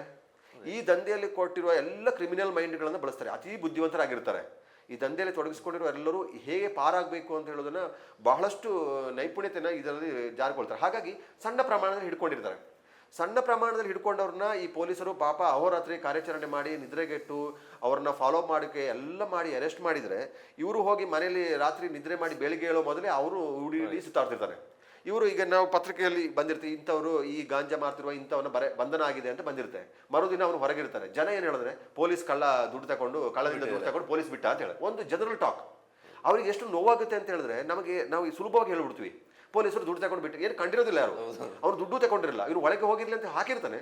ಕಾನೂನಿನ ದೌರ್ಬಲ್ಯಗಳನ್ನ ಬಳಸ್ಕೊಂಡು ಅವನು ಹೊರಗೆ ಬಂದಿರ್ತಾನೆ, ಅಥವಾ ಕಾನೂನಲ್ಲಿರುವ ಅಂಶಗಳನ್ನು ಬಳಸ್ಕೊಂಡು ಅವನು ಹೊರಗೆ ಬಂದಿರ್ತಾನೆ. ಮಾತು ಬರೋದು ಇವ್ರಿಗೆ. ಅವ್ರಿಗೆ ಏನು ಅನಿಸ್ತದೆ, ನಮಗೆ ಯಾಕೆ ಬೇಕು, ನಾವು ಯಾಕೆ ಹಿಡಿಬೇಕು ಅಂತ ಹೇಳೋದು ಸಹಜವಾಗಿ ಅವರಿಗೆ ಬರಕ್ಕೆ ಸ್ಟಾರ್ಟ್ ಆಗ್ತದೆ. ಅದರ ಜೊತೆಗೆ ನಿಷೇಧಿತ MDM ಬೇರೆ ಬೇರೆ ಮಾದಕ ವಸ್ತುಗಳು 1 ಗ್ರಾಮ್ ಇದ್ರೂ ಅವರಿಗೆ ಎಂತ ಹೇಳೋದು ಕಾರಾಗೃಹವಾಸ ಸಿಗುವಂಥ, ಜೈಲು ವಾಸಗಳಾಗುವಂಥ ಅವಕಾಶಗಳಿದೆ. ನಾನು ಹೇಳುವಂಥದ್ದು, ಯಾವುದೋ ಒಂದು ಇಂಥ ಅಪರಾಧ ಕೃತ್ಯಗಳಲ್ಲಿ ಪಾಲ್ಗೊಂಡಿರುವವರು ಕನಿಷ್ಠ 1 ತಿಂಗಳು ಅಥವಾ 6 ತಿಂಗಳು ಜೈಲಲ್ಲಿ ಇರುವಂಥ ಅವಕಾಶಗಳಿದೆ. ಆ ಗಂಟೆ ಲೆಕ್ಕದಲ್ಲಿ ಅವನು ಹೊರಗೆ ಬರೋದಾದರೆ ಹಿಡಿಯೋ ಕಾರ್ಯಾಚರಣೆಯಿಂದ ಏನು ಪ್ರಯೋಜನ ಆಗುತ್ತೆ, ಅದನ್ನು ಬಿಗಿಪಡಿಸಬೇಕಾಗುತ್ತೆ. ಅದರೊಂದಿಗೆ ಕೆಲವು ಮಾದಕ ವಸ್ತುಗಳನ್ನು ಹೊರ ರಾಜ್ಯಗಳಿಂದ ತರುವವರು ಇದ್ದಾರೆ, ಹೊರ ರಾಜ್ಯದಿಂದ ತಂದು ಇಲ್ಲಿ ಮಾರಾಟ ಮಾಡುವವರು ಇರ್ತಾರೆ. ಅವರನ್ನು ಬಂಧಿಸ್ತಾರೆ, ಅವರಿಗೂ ಸಹ ತಕ್ಷಣ ಬೇಲ್ ಸಿಗುತ್ತೆ. ಅಂದರೆ ನೀವು ಇದರ ವ್ಯಾಪ್ತಿ ಯೋಚನೆ ಮಾಡಿ. ಪೊಲೀಸರ ಶ್ರಮ ಇದೆ, ಅವ್ರನ್ನ ಹಿಡಿದಿರ್ತಾರೆ, ಯಾವುದೋ ಜಿಲ್ಲೆಯಿಂದ ರಾಜ್ಯದಿಂದ ಬಂದಿರ್ತಾನೆ, ಇಲ್ಲಿ ಮಾರ್ತಾನೆ. ಇಲ್ಲಿ ಶೂರಿಟಿ ಕೊಡೋಕ್ಕೆ ಜನ ರೆಡಿ ಇರ್ತಾರೆ. ಶೂರಿಟಿ ಯಾವುದೋ ಒಂದು ಪ್ರದೇಶದ ಗೊತ್ತಿಲ್ಲದ ಒಬ್ಬ ವ್ಯಕ್ತಿಗೆ ಒಂದು ಜಾಮೀನು ಕೊಡಬೇಕು ಅಂತ ಹೇಳೋದಾದ್ರೆ ಅಲ್ಲಿ ಹಣ ಬಳಕೆ ಆಗದೆ ಜಾಮೀನುದಾರ ಹೇಗೆ ನಿಲ್ಲಕ್ಕೆ ಸಾಧ್ಯ ಆಗುತ್ತೆ? ಸಾಮಾನ್ಯ ವ್ಯಕ್ತಿಗಳು ಇದರಲ್ಲಿ ತೊಡಗಿಸಬೇಕು ಸಾಧ್ಯನೇ ಇಲ್ಲ. ಅಲ್ಲ, ಈ ಜಾಮೀನುದಾರರು ಸಹ, ನಾನು ಹೇಳೋದು, ಸ್ಥಳೀಯನೇ ಆಗಿದ್ದು ಒಬ್ಬ ಜಾಮೀನು ಕೊಡೋದಕ್ಕೆ ಹಿಂದೇಟಾಗ್ತಾನೆ. ಹೋಗಿ ಕೋರ್ಟಲ್ಲಿ ಗಂಟೆಗಟ್ಟಲೆ ನಿಲ್ಲಬೇಕು, ನನಗೆ ಅವನಿಗೆಲ್ಲೋ ತಪ್ಪಿಸ್ಕೊಂಡ್ರೆ ನನಗೆ ಯಾಕೆ ಹಿಂಸೆ, ನಮಗೆ ಯಾಕೆ ಕೋರ್ಟ್ ಕಚೇರಿ ಅಂತ ಹೇಳೋ ಲೆಕ್ಕದಲ್ಲಿ ಹಿಂದೇಟಾಗ್ತಾರೆ. ಅವರ ಸಂಬಂಧಿಕರಿದ್ದರೆ ರಕ್ತ ಸಂಬಂಧಿಗಳೇ ಬಂದು ಜಾಮೀನು ಕೊಡೋಕ್ಕೆ ರೆಡಿ ಇರೋಲ್ಲ. ಹಾಗಾದರೆ ಯಾವುದೋ ಒಬ್ಬ ರಾಜ್ಯದಿಂದ ಬಂದಂಥ ಈ ದಂಧೆಯಲ್ಲಿ ತೊಡಗಿಸ್ಕೊಂಡ ವ್ಯಕ್ತಿ ಕೆಲವೇ ದಿನಗಳಲ್ಲಿ ಅಥವಾ ಗಂಟೆ ಲೆಕ್ಕದಲ್ಲಿ ಅವನು ಹೊರಗೆ ಬರ್ತಾನೆ ಅಂತ ಹೇಳಿದ್ರೆ ಈ ಮಾಫಿಯಾದ ವ್ಯಾಪ್ತಿಯನ್ನು, ಆಳ ಅಗಲಗಳನ್ನು ನಾವು ಅರ್ಥ ಮಾಡ್ಕೊಳ್ಬೇಕು. ಅವರು ಲಾಯರು ರೆಡಿ ಇರ್ತಾರೆ, ಅವರಿಗೆ ಈ ಜಾಮೀನುದಾರರು ರೆಡಿ ಇರ್ತಾರೆ. ಹಾಗಾದರೆ ಈ ಶ್ರಮಕ್ಕೆ ಏನು ಬೆಲೆ ಇರುತ್ತೆ? ಆಗ ನಮಗೆ ನೈತಿಕ ಜವಾಬ್ದಾರಿ ಎಲ್ಲರಿಗೂ ಇಲ್ವಾ ಅಂತ ಹೇಳುವ ಕಾರಣಕ್ಕಾಗಿ ಎಲ್ಲರೂ ಹೀಗೆ ನಾವು ಅವರಿಗೆ ಅಂಥ ಮಾಫಿಯಾಗಳೊಂದಿಗೆ ಕೈ ಜೋಡಿಸುವಂಥ ಕೆಲಸಗಳಿಗೆ ಅಲ್ಲಿ ಭಾಗಿದಾರರಾಗೋದಾದರೆ ಈ ಮಾಫಿಯಾದ ದಂಧೆ ಮುಂದುವರಿಯೋದು ಬಹಳ ಅಪಾಯಕಾರಿ ಆಗುತ್ತೆ. ನನಗನ್ಸೋದು, ಈಗ ಮೇಲ್ನೋಟಕ್ಕೆ ನಮಗೆ ಇವ್ರು ಮಾತ್ರ ಕಾಣ್ತಾರೆ, ಯಾರು ತಂದು ಕೊಡ್ತಾರೆ, ಯಾರು ಡಿಸ್ಟ್ರಿಬ್ಯೂಟ್ ಮಾಡ್ತಾರೆ, ಪೆಡ್ಲರ್ಗಳು. ಅದರ ತೆರೆಮರೆಯಲ್ಲಿ ನಿಂತು ಕೆಲಸ ಮಾಡುವಂಥವ್ರು ದೊಡ್ಡ ದೊಡ್ಡ ಕೈಗಳು ಕೆಲಸ ಮಾಡ್ತಾ ಇದ್ದಾವೆ. ಅದರ ಪರಿಣಾಮವೇ ಇಷ್ಟಕ್ಕೆಲ್ಲ ಕಾರಣ ಆಗ್ತದೆ. 100% ಇದರಲ್ಲಿ ಮತ್ತೆ ನೋಡಿ, ಇನ್ನೂ ಒಂದು ಆತಂಕಕಾರಿ ಅಥವಾ ಆಘಾತಕಾರಿಗಳು ಅವರ ಸನ್ನೆಗಳು. ನಿಮಗೆ ತುಂಬ ವಿಚಾರಗಳು, ಈ ಡ್ರಗ್ಸ್ ಹೇಗೆ ಸಪ್ಲೈದಾರರು ಯಾರು, ಅವರ ಗ್ರಾಹಕರು ಯಾರು, ಪೂರೈಕೆದಾರರು ಯಾರು, ಎರಡೂ ಪರಸ್ಪರ ಅರಿವಿರುತ್ತದೆ. ಕೇವಲ ಒಂದು ಸನ್ನೆಗಳಲ್ಲಿ ಅವರು ಕೋಡ್ ವರ್ಡ್ಗಳಲ್ಲಿ ಗುರುತಿಸ್ತಾರೆ. ಕೆಲವರು ಹೇಳ್ತಿದ್ರು, ಇನ್ನೊಂದು ಸನ್ನೆ ಟ್ಯಾಟೂ ಹಾಕೊಳ್ತಾರೆ ಬಾಡಿಯಲ್ಲಿ. ಟ್ಯಾಟೂ ಸಹ ಒಂದು ಡ್ರಗ್ಸ್ ಸಂಕೇತ. ಸರಬರಾಜುದಾರರು ಅಷ್ಟೇ, ಬಳಕೆದಾರರು ಅಷ್ಟೇ. ಒಂದು ಟ್ಯಾಟೂ ಸನ್ನೆಗಳನ್ನು ಬಳಸ್ಕೊಂಡ್ರೆ ಅವರು ಅದನ್ನ ಆ ಬಾಡಿಯಲ್ಲಿ ತೋರಿಸಿದ್ರೆ ಆಟೋಮೆಟಿಕ್ ಕೇಳೋದು ಮಾಡೋದು ಏನು ಬೇಡ. ನೀವು ಹೋಗಿ ಅಂಗಡಿಯಲ್ಲಿ ಮಾಂಸ ಅಂಗಡಿಯಲ್ಲಿ ಹೋಗಿ ಮಾಂಸ ತಗೊಂಡು ಹಾಗೆ ರೀತಿಯಲ್ಲಿ ಅವರಿಗೆ ಅದು ಪಟ್ಟು ಕೊಟ್ಟು ಎಷ್ಟು ಬೇಕು ರೇಟು ಏನು ಮಾತಾಡೋದೇ ಬೇಡ. ಯಾವ ಮಾದಕ ವಸ್ತು ಬೇಕು, ನಿಷೇಧಿತ ಮಾದಕ ವಸ್ತು ಯಾವುದು ಬೇಕು ಅದಕ್ಕೆ ಒಂದು ಕೋಡ್ ವರ್ಡ್ ಇಟ್ಕೊಂಡು ಅದರ ಕಣ್ಣಲ್ಲಿ ಸಣ್ಣದೊಂದು ಕೋಡ್ ವರ್ಡ್ ಅದಕ್ಕೆ ಸಂಬಂಧಪಟ್ಟ ನನಗೆ ನಾನು ಇದರ ಬಳಕೆದಾರ ಅಂತ ಆದ್ರೆ ಅದರ ಬಳಕೆ ಸಣ್ಣದೊಂದು ಟ್ಯಾಟ್ ಹಾಕೊಂಡ್ರೆ ಏನು ಕೇಳೋದು ಬೇಡ. ಹಿಂಗೆ ಇದ್ರೆ ಶಾಪಲ್ಲಿ ನಿಂತ್ಕೊಂಡ್ರೆ ಸಾಕು. ಇದನ್ನ ಗಮನಿಸ್ತಾನೆ ಏನು ಅಂತ ಹೇಳಿ ಅವನು ಅದಕ್ಕೆ ಪೂರೈಕೆ ಆಗುತ್ತೆ, ಅದಕ್ಕೆ ಅಮೌಂಟ್ ಕೊಡ್ತೇವೆ. ನೀವು ಸುತ್ತಮುತ್ತಲ ಇದ್ದವರಿಗೆ ಏನು ವ್ಯವಹಾರ ನಡೀತಿದೆ ಗೊತ್ತಿರೋದಿಲ್ಲ, ಇವನು ಏನು ಕೇಳಿದ ಅಂತಲೂ ಗೊತ್ತಿರೋದಿಲ್ಲ. ಅದು ನೋಡಿ ಎಷ್ಟು ಮಟ್ಟದ ವ್ಯಾಪ್ತಿಗೆ ಹೋಗಿದ್ದಾರೆ, ಎಷ್ಟು ಸನ್ನೆಗಳನ್ನು ಇಟ್ಕೊಂಡು ಬಳಸ್ಕೊಳ್ತಿದ್ದಾರೆ ಅಂತ. ಟ್ಯಾಟು ಹಾಕುವಂಥ ಮೂಲಕನೂ ಆ ಟ್ಯಾಟು ಮೂಲಕನೂ ಒಂದು ಸನ್ನೆಯನ್ನು ಬಳಸ್ಕೊಳ್ತಾರೆ. ನನಗೆ ಒಬ್ಬರಿಗೆ ಸ್ನೇಹಿತರು ಹೇಳ್ತಾ ಇದ್ರು, ಒಬ್ಬರು 4-5 ಸ್ನೇಹಿತರುಗಳು ಹೋಗಿ ಮೈಸೂರಿಗೆ ಹೋಗಿದ್ದ ಸಂದರ್ಭದಲ್ಲಿ ವೆಹಿಕಲ್ ಹೋಗಿದ್ದಾರೆ. ಎಲ್ಲ ಹೋಗಿ ಒಂದು ನಿರ್ಜನ ಪ್ರದೇಶಕ್ಕೆ ಹೋಗಿದ್ರೆ ಒಬ್ಬರು ರೀಸಸ್ ಮಾಡಬೇಕು ಅಂತ ಹೇಳ್ತಾನಂತೆ. ಕರೆಂಟ್ ಕಂಬ ಹತ್ರ ಹೋಗಿ ಅವನು ರೀಸಸ್ ಮಾಡ್ತಿರ್ತಾನಂತೆ. ಅವನು ಹೋಗಿದ್ದಾನೆ, ರೀಸಸ್ ಮಾಡಿದ್ದಾನೆ, ಗಾಡಿ ಹತ್ತಿದ್ದಾನೆ. ಗಾಡಿ ಹತ್ತಿದ ನಂತರ ಇವನು ಸಿಗರೇಟ್ಗೆ ತೆಗೆದು ಅದನ್ನು ಫಿಲ್ ಮಾಡೋ ಕೆಲಸಗಳನ್ನು ಮಾಡ್ತಿದ್ದಾರಂತೆ ಗಾಡಿಲಿ. ಅವನು ಹೋಗಿ ರಿಸಸ್ ಮಾಡಿದ್ದಾನೆ, ಬಂದಿದ್ದಾನೆ. ಇವ್ರು ಗಾಡಿ ಹತ್ತಿನ ಉಳಿದ 4 ಜನ ಸ್ನೇಹಿತರು ಒಂದು ಗಾಡಿ ಇದ್ದ ಸ್ನೇಹಿತರು, ಅವರಿಗೆ ಬೇರೆಯವರಿಗೆ ಗೊತ್ತಿಲ್ಲ. ಇವನು ಹೋಗಿ ಬಂದನು, ಸ್ವಲ್ಪ ದೂರ ಹೋದ ನಂತರ ಅವನು ಅದನ್ನು ತೆಗೆದು ಇದನ್ನ ಫಿಲ್ ಮಾಡಕ್ಕೆ ಏನಿದೆ ಡ್ರಗ್ಸ್, ಇದು ಗಾಂಜಾ ಅಂತ ಹೇಳೋದು. ನಿಂಗೆ ಎಲ್ಲಿ ಸಿಕ್ತು, ನಿನ್ನ ಹತ್ರ ಏನು ಇರಲಿಲ್ಲ? ಇಲ್ಲ ನಾನು ಅಲ್ಲಿ ತಗೊಬಂದೆ. ಎಲ್ಲಿ ತಗೊಂಬಂದೆ? ಮೈಸೂರಲ್ಲಿ. ನೀವು ಒಟ್ಟಿಗಿದ್ದು ನಾವೆಲ್ಲ ಹೋಗಲಿಲ್ಲ. ನೀವು ಹೆಂಗೆ? ಇಲ್ಲ ನಾನು ರೀಸರ್ಚ್ಗೆ ಹೋಗಿದ್ದಲ್ಲ. ಹೌದು ಅಲ್ಲಿ ಅದು ನಾನು ಅಲ್ಲಿ ಹೋಗಿದ್ದೆ, ರಿಸರ್ಚ್ ಮಾಡ್ತಿದ್ದೆ. ಅದು ಅಲ್ಲಿ ಪಾಯಿಂಟ್ ಅದು ನಾವು ಅಲ್ಲಿ ನಿಂತರೆ ಅದು ಆಟೋಮೆಟಿಕ್ ಬರ್ತದೆ. ನೀವೇನು ಗಮನಿಸಲಿಲ್ಲ ನೋಡಿ, ನೀವೇನು ಹೆಚ್ಚು ನಾನು ರಿಸರ್ಚ್ ಮಾಡ್ತೀನಿ, ನೀವು ನಿಮ್ಮ ಪಾಡಿಗೆ ಮಾತಾಡ್ತೀನಿ. ಅಂದರೆ ಎಷ್ಟೊಂದು ವ್ಯವಸ್ಥಿತವಾಗಿ ಜಾಲಗಳು ನಡೀತಿದೆ. ಇನ್ನೊಬ್ಬರು ಸ್ನೇಹಿತರು ಹೇಳ್ತಾ ಇದ್ರು, ಒಂದು ಏರಿಯಾದಲ್ಲಿ ಇದಂತೆ ಸಂಜೆ ಹೋಗ್ತಾರೆ, ಒಂದು ವಿಸಿಲ್ ಸನ್ನೆಗಳಂತೆ. ಒಂದು ವಿಸಿಲ್ ಅಂದ್ರೆ ವಿಸಿಲ್ ಮಾಲು ಬಂದಿದೆ ಅಂತ ಹೇಳಿದ್ರೆ ಒಂದು ವಿಸಿಲ್ ಹಾಕ್ತಾರಂತೆ. ವಿಸಿಲ್ ಹಾಕಿದಾಗ ಎಲ್ಲರೂ ಬಂದು ಅವರು ಆ ಕ್ಷಣದಲ್ಲಿ ಬಂದು ಅಲ್ಲಿ ಸೇರ್ತಾರಂತೆ. ಎಲ್ಲ ನೀಟಾಗಿ ವ್ಯವಹಾರ, ಒಂದು ಕ್ಷಣ ಮಾತ್ರದಲ್ಲಿ ವ್ಯವಹಾರ ನಡೀತದೆ. ಎಲ್ಲರೂ ತೆಗೆದುಕೊಂಡು ಅವರವರ ಪಾಡಿಗೆ ಅವರು ಹೋಗ್ತಾರಂತೆ. ಹೌದು. ಇನ್ನೊಂದು ಕೆಲವು ಮೊಬೈಲ್ ಈಗ ವಾಟ್ಸಪ್ಗಳ ಮೂಲಕ ಒಂದು ಸನ್ನೆಗಳನ್ನ ಕೊಡುವಂಥದ್ದು, ವಾಟ್ಸಪ್ ಮೆಸೇಜ್ಗಳನ್ನ ಒಂದು ಮೆಸೇಜನ್ನು ಹಾಕುವಂಥದ್ದು. ಅದು ಮಾಲು ಬಂದಿದೆ ಅಂತ ಹೇಳೋದಕ್ಕೆ ಅವರೇನೋ ಒಂದು ಕೋಡ್ ವರ್ಡ್ಸ್ ಇಟ್ಕೊಂಡು ಅದನ್ನ ಒಂದು ಮೆಸೇಜ್ ಹಾಕೋದು. ತಕ್ಷಣ ಅವರು ಜಾಗೃತರಾಗಿ ಅವರು ಇದು ಬಂದಿದೆ, ಇಂಥ ಕಡೆಗೆ ಈ ಸಪ್ಲೈ ರೆಡಿ ಇದೆ ಅಂತೇಳಿ ತುಂಬಾ ರೀತಿಯಲ್ಲಿ ಇದನ್ನ ತರುವಂಥ ಪ್ರಕ್ರಿಯೆಗಳನ್ನು ನೋಡಿದೆ. ಕೆಲವರು ಮೈಸೂರುಗಳಿಂದ ತರಕಾರಿ ತರಕ್ಕೆ ಹೋಗ್ತಾರೆ, ಗೂಡ್ಸ್ ಗಾಡಿಯಲ್ಲಿ ತರಕಾರಿ ತರ್ತಾರೆ. ತರಕಾರಿ ತರುವ ಒಟ್ಟಿಗೆ ಇವರು ಇದನ್ನ ಅಲ್ಲಿಂದ ಹೊತ್ತರ್ತಾರೆ. ಇಂಥದಿನ ವಾರದ ಸಂತೆಗೆ ತಂದಾಗಿ ತರ್ತಾರೆ. ಯಾರಿಗೂ ಇದನ್ನ ಡೌಟೇ ಬರೋದಿಲ್ಲ. ಅವನು ಹೋಗಿ ತರಕಾರಿ ತಂದಾಗೆ ತರ್ತಾನೆ, ಆರಾಮ್ಸೆ ಅವ್ರದ್ದೇ ಆದ ಗ್ರಾಹಕರುಗಳಿರ್ತಾರೆ, ಅವರಿಗೆ ಅದನ್ನ ಸಪ್ಲೈ ಆಗುತ್ತೆ. ಅದೇ ಕಾರಣಕ್ಕಾಗಿಯೇ ಎರಡೂ ಪೊಲೀಸ್ ವರಿಷ್ಠಾಧಿಕಾರಿಗಳು ಸುಮನ್ ಪನ್ನೇಕರ್ ಅವರು, ರಾಮರಾಜನ್ ಅವರು ಈ ಪೆಡ್ಲರ್ಗಳನ್ನ ನಿಯಂತ್ರಿಸಬೇಕು, ಅವರು ತಡಿಬೇಕು ಅಂತ ಹೇಳ್ಕೊಂಡ್ಬಿಟ್ರೆ ಅದು ಒಂದಿಷ್ಟು ಪರಿಣಾಮವನ್ನ ಬೀರಿದೆ. ನಿಜವಾಗ್ಲೂ ಪರಿಣಾಮ ಬೀರಿದೆ. ದೊಡ್ಡ ಮಟ್ಟದ ಏನು ನಡೀತಾ ಇತ್ತು, ವಿಕೋಪಕ್ಕೆ ಹೋಗ್ತಾ ಇದೆ ಅಂತ ರೀತಿಯಲ್ಲಿ ನಡೀತಾ ಇತ್ತು, ಅದಕ್ಕೆ ಒಂದಿಷ್ಟು ನಿಯಂತ್ರಣಕ್ಕೆ ಆಗಿದೆ. ಇನ್ನೂ ಒಂದು ಆಘಾತಕಾರಿಗಳು ಆಗಿರುವಂಥದ್ದು, ಪ್ರವಾಸೋದ್ಯಮದೊಂದಿಗೆ ಅದು ತಳಕು ಹಾಕಿಕೊಂಡಿರುವಂಥದ್ದು, ರೇವ್ ಪಾರ್ಟಿಗಳನ್ನ ಮಾಡಿರುವ ಅನೇಕ ಸಂದರ್ಭದಲ್ಲಿ ರೇಡ್ಗಳಾಗಿದ್ದಾವೆ, ಗಮನಿಸಿದ್ದೇವೆ. ಅಲ್ಲಿ ದೊಡ್ಡ ಪ್ರಮಾಣದಲ್ಲಿ ವಶಪಡಿಸಿಕೊಂಡು. ಹೌದು, ಮೂರು ಕಡೆ ಇತ್ತೀಚಿನ ಬೆಳವಣಿಗೆಯಲ್ಲಿ 3 ಕಡೆ ರೇವ್ ಪಾರ್ಟಿಗಳನ್ನ ಅವರ ಮೇಲೆ ದಾಳಿ ನಡೆಸಿ ಹಲವಾರು ಜನರನ್ನ ಇದರಲ್ಲಿ ಬಂಧಿಸುವ ಕೆಲಸಗಳು ಮಾಡ್ತಾರೆ. ಈಗಲೂ ಸಹ ನನಗೆ ಈ ವಿಚಾರದ ಬಗ್ಗೆ ಒಂದಿಷ್ಟು ಮಾಹಿತಿ ಬಂದ ಸಂದರ್ಭದಲ್ಲಿ ಈಗಲೂ ಸಹ ಅದೇ ತರದ ನಡೀತಾ ಇದೆ, ಪಾರ್ಟಿಗಳು ನಡೀತಾ ಇದೆ. ಹೇಗೆ ಅಂತ ಹೇಳಿದ್ರೆ ನೋಡಿ, ವ್ಯವಹಾರದ ನಾನು ಅದನ್ನೇ ಹೇಳಿದ್ರು, ಎಲ್ಲವೂ ಮೂಲ ಆಗ್ತಿರೋದು ಹಣದ ಹಿಂದೆ ಹೋಗ್ತಿರೋ ಕಾರಣಕ್ಕಾಗಿ ನಿಯಂತ್ರಿತ ಇಲ್ಲದ ಪ್ರವಾಸೋದ್ಯಮದು ಇದೊಂದು ನಮಗೆ ಕೊಡುಗೆಗೆ ಕೊಟ್ಟಂತ ಕಳಂಕ. ನಿಯಂತ್ರಣ ಇಲ್ಲದ ಪ್ರವಾಸೋದ್ಯಮ ಕೊಡುಗೆಗೆ ಕೊಟ್ಟಂತ ಕಳಂಕ ಈ ಡ್ರಗ್ಸ್ ಮಾಫಿಯಾ ಸಹ ಒಂದು ದೊಡ್ಡ ಮಟ್ಟದ ಪರಿಣಾಮವನ್ನು. 100 ಜನ ಇಲ್ಲಿ ನೋಡಿ, ಇನ್ನೊಂದು ಸ್ನೇಹಿತರು ಹೇಳ್ತಾ ಇದ್ರು, ಅಥವಾ ಒಂದು ಮೂಲದ ಮಾಹಿತಿಯ ಪ್ರಕಾರ ಒಂದು ಪ್ರದೇಶಕ್ಕೆ ಜನ ಹೆಚ್ಚಿನ ಸಂಖ್ಯೆಯಲ್ಲಿ ಇವತ್ತು ಸಹ ಭೇಟಿ ನೀಡ್ತಿದ್ದಾರೆ. ಎಲ್ಲ ಹೊರ ರಾಜ್ಯದವರು ಬರ್ತಾರೆ. ಹೊರ ರಾಜ್ಯದವರು ಬರುವವರು ಅಂಗಡಿಗಳಲ್ಲಿ ಅಥವಾ ಪೆಟ್ರೋಲ್ ಬಂಕ್ಗಳಲ್ಲಿ ಅಥವಾ ಇನ್ನೊಂದು ಜಂಕ್ಷನ್ಗಳಲ್ಲಿ ಬಂದು ಕೇಳುವಂಥ ಅದರ ಹೆಸರು ಕೇಳಿ ಇಲ್ಲಿಗೆ ಹೋಗೋ ದಾರಿ ಯಾವುದು ಅಂತ ಕೇಳ್ತಿದ್ದಾರೆ. ಎಲ್ಲ ಹೊರಗಿನ ರಿಜಿಸ್ಟ್ರೇಷನ್ ಗಾಡಿಗಳಿದೆ, ಅಥವಾ ಬೇರೆ ಭಾಷೆಯನ್ನ ಮಾತಾಡೋರಿದ್ದಾರೆ, ಕನ್ನಡದವರು ಅಲ್ಲದವರು ಇದ್ದಾರೆ, ಅಥವಾ ಹೊರ ಜಿಲ್ಲೆಯವರು ಬರ್ತಿದ್ದಾರೆ. ನೇರವಾಗಿ ಗೂಗಲ್ ಮ್ಯಾಪ್ ಹಾಕೊಂಡು ಅದೇ ಪ್ಲೇಸಿಗೆ ಬರ್ತಾರೆ. ಅದು ಹತ್ರ ಬಂದಾಗ ಆ ಪ್ಲೇಸ್ಗೆ ಎಲ್ಲಿ ಅಂತ ಒಂದು ಕ್ಯಾಶುವಲ್ ಆಗಿ ದಾರಿಗಳು 2-3 ರೋಡ್ ಬಂದಾಗ ಗೂಗಲ್ ಮ್ಯಾಪನ್ನು ಸಹ ನಂಬದೇ ಕಾರಣಕ್ಕಾಗಿ ಒಂದಿಷ್ಟು ಖಚಿತಪಡಿಸ್ಕೊಳ್ಳೋಕೆ ಅಲ್ಲಿಗೆ ಹೇಳ್ತಾರೆ. ಅಲ್ಲೇನು ಅಂಥ ದೊಡ್ಡ ಪ್ರದೇಶಗಳಲ್ಲ, ಅದು ಏನು ಹೆಚ್ಚು ಜನ ಬಂದು ಆಕರ್ಷಣೆ ಇರುವ ಪ್ರದೇಶ, ಖುಷಿಯಾಗಿ ಕಳೆಯುವಂಥ ಪ್ರದೇಶ, ಕುಟುಂಬದವರು ಬಂದು ಕಳೆಯುವಂಥ ಪ್ರದೇಶ, ಕೌಟುಂಬಿಕವಾಗಿ ವಾತಾವರಣ ಇರುವ ಪ್ರದೇಶಗಳಲ್ಲ. ಈ ಸಂಖ್ಯೆ ಯಾಕೆ ಬರ್ತಿದ್ದಾರೆ ಅಂತ ಬೆನ್ನು ಹತ್ತಿದ್ರೆ ಅದರದ ಹಿಂದೆ ಈ ಒಂದು ದಂಧೆಗಳಿದೆ ಅಂತ ಹೇಳುವಂಥ ಒಂದು ಆಘಾತಕಾರಿ ವಿಚಾರ ನನಗೆ ಅನಿಸ್ತದೆ. ಅದರಲ್ಲಿ ಸೂಕ್ಷ್ಮವಾಗಿ ಸೇರ್ತಿರುವವರು ಸಹ, ಡ್ರಗ್ಸ್ ಸೇವನೆ ಮಾಡ್ತಿರುವವರು ಸಹ, ಸ್ಥಳೀಯರು ಸಹ ಅದರೊಳಗೆ ಸೇರ್ತಿರುವಂಥ ಮಾಹಿತಿಗಳು ಸಹ ಇದೆ. ಅಲ್ಲಿ ಏನಂತ ಹೇಳಿದ್ರೆ, ಇನ್ನೊಂದು ಇದರಲ್ಲಿ ಅಪಾಯಕಾರಿ ಇರೋದಂದ್ರೆ, ಈ ರೇವ್ ಪಾರ್ಟಿ ಮಾಡುವಂಥ ಸಂದರ್ಭದಲ್ಲಿ ಅವರಿಗೆ ಕೆಲವರಿಗೆ ಈ ಪ್ಲೇಸ್ ಒಂದು ಪ್ಲೇಸ್ ಅಷ್ಟೇ, ಇದೊಂದು ಸುರಕ್ಷಿತ ಪ್ರದೇಶ ಆಗಿರಬೇಕು. ಏನು ಇದನ್ನು ಸ್ಥಳೀಯರೇ ನಡೆಸ್ತಿರ್ತಾರೆ, ಈ ವ್ಯವಸ್ಥೆಯನ್ನು ಸ್ಥಳೀಯರೇ ನಡೆಸ್ತಿರ್ತಾರೆ. ಆ ಉದ್ಯಮವನ್ನು, ಈ ಪ್ರವಾಸೋದ್ಯಮದ ಪೂರಕ ಚಟುವಟಿಕೆಯನ್ನು ಸ್ಥಳೀಯರೇ ನಡೆಸ್ತಾ ಇದ್ದಾರೆ.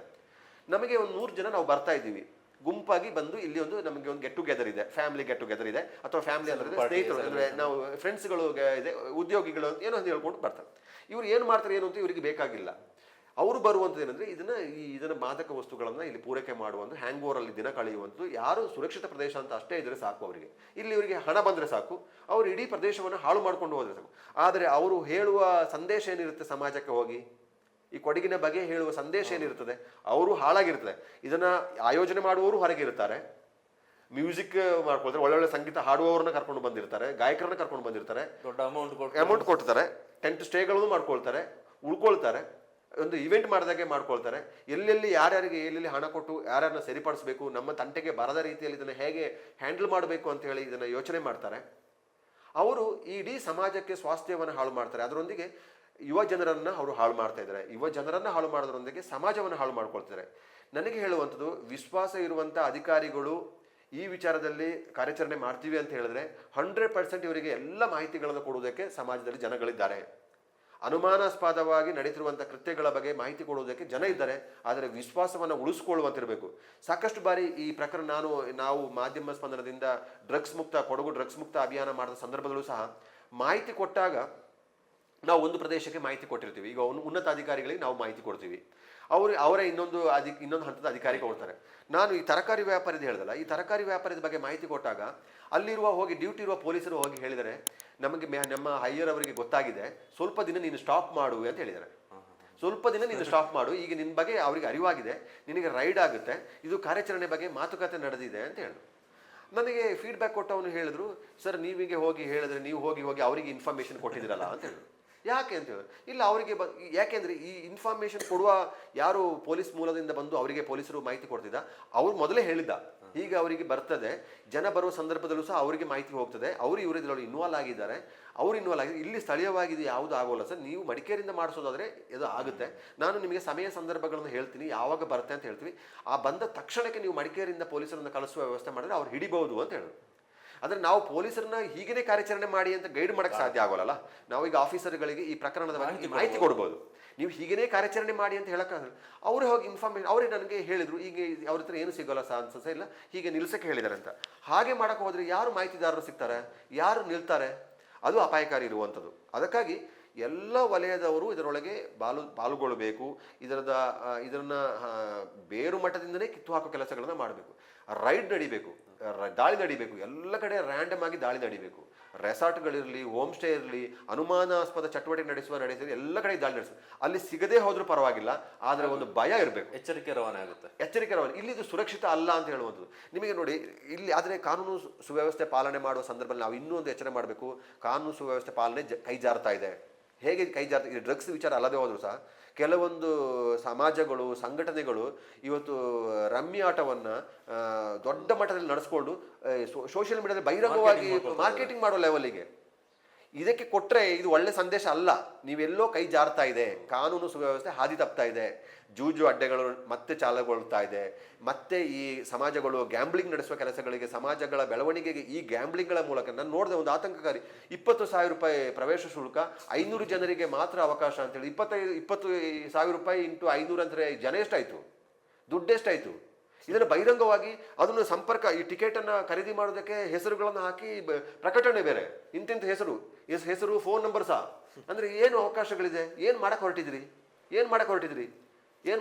ಇದರಿಂದ ಯಾರಿಗಾದರೂ ದುಡ್ಡು ಬೇಕಾ? ಯಾವ ವಲಯದಲ್ಲಿರುವ ಜನರು ಸಹ ಇದಕ್ಕೆ ಬೆಂಬಲವನ್ನು ನೀಡಬಾರ್ದು. ಇದು ಒಳ್ಳೆ ಸಂದೇಶಗಳೆಲ್ಲ. ಯಾವುದು ಇಂಥ ಕೋಟಿ ಸಂಗ್ರಹ ಮಾಡಿ ಸಮಾಜ ಕಟ್ಟಿ ಅದರಿಂದ ಏನೂ ಆಗಬೇಕಾಗಿಲ್ಲ. ಇಂಥ ಅಕ್ರಮ ಹಣದಿಂದ ಕಟ್ಟಿದ ಬಿಲ್ಡಿಂಗ್ ಅಲ್ಲಿ ಏನೋ ವ್ಯವಹಾರ ಮಾಡೋದ್ರಿಂದ ಏನೂ ಆ ಸಮಾಜ ಒಳ್ಳೆ ಸಂದೇಶವನ್ನು ಕೊಡೋಕ್ಕೆ ಸಾಧ್ಯ ಆಗೋದಿಲ್ಲ. ಅಥವಾ ನೀವು ಅವರ ಮುಂದೆ ಬರುವ ಜನರೇಷನ್ಗೂ ಸಹ ಒಳ್ಳೆ ಸಂದೇಶವನ್ನು ಕೊಡೋಕ್ಕೆ ಸಾಧ್ಯ ಆಗಲ್ಲ. ನೀವು ಯಾರಿಗೂ ಇದನ್ನು ಉಪದೇಶ ಕೊಡೋದಕ್ಕೆ ನಿಮಗೆ ಸಾಧ್ಯ ಆಗೋದಿಲ್ಲ. ಅವರು ನಾಳೆ ಅದನ್ನು ಪ್ರಶ್ನೆ ಮಾಡ್ತಾರೆ, ನಿಮಗೆ ಏನು ನೈತಿಕತೆ ಇದೆ, ಇದರ ಬಗ್ಗೆ ಕ್ರಮ ತೆಗೆದುಕೊಳ್ಳೋದಕ್ಕೆ ಏನು ನೈತಿಕತೆ ಇದೆ. ಹಾಗೆ ಮಾಡೋ ಹೋದಾಗ ಈ ದಂಧೆಯವನು ಪ್ರಶ್ನೆ ಮಾಡ್ತಾನೆ, ನಮಗೆ ಏನು ಮಾಡೋಕ್ಕಾಗುತ್ತೆ, ಹಾಗೆ ಮಾಡಕ್ಕೆ ಸಾಧ್ಯ ಆಗುತ್ತಾ ಅಂತ ಹೇಳುವಾಗ ಆಗುತ್ತೆ. ಇದನ್ನ ಹತ್ತಿಕ್ಕೆ ಬೇಕಾಗುತ್ತೆ.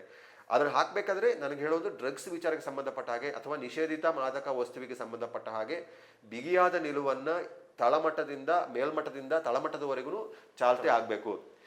ಇದರಲ್ಲಿ ಯಾರೆಲ್ಲ ಪಾಲ್ಗೊಳ್ತಾರೆ ಅವ್ರ ಮೇಲೆ ಕ್ರಮ ತೆಗೆದುಕೊಳ್ಳುವಂಥದ್ದೇ ಆಗಬೇಕು. ಪೆಡ್ಲರ್ಗಳನ್ನು ಹೇಗೆ ಕ್ರಮ ತೆಗೆದುಕೊಳ್ತಾರೋ, ಈ ಪೆಡ್ಲರ್ಗಳಿಗೆ ಪೂರಕವಾಗಿ ಸಪೋರ್ಟ್ ಮಾಡೋರು ಯಾರಿರ್ತಾರೆ ಅವರನ್ನ ನಿಗ್ರಹ ಮಾಡುವ ಅಥವಾ ನಿಯಂತ್ರಣ ಮಾಡುವ, ಅವರ ಮೇಲೆ ಕ್ರಮ ತೆಗೆದುಕೊಳ್ಳುವ ವ್ಯವಸ್ಥೆ ಆಗದೆ ಹೋದರೆ ಇದನ್ನು ಸಂಪೂರ್ಣವಾಗಿ ನಿಯಂತ್ರಣ ತರುವುದಕ್ಕೆ ಸಾಧ್ಯ ಆಗೋದಿಲ್ಲ.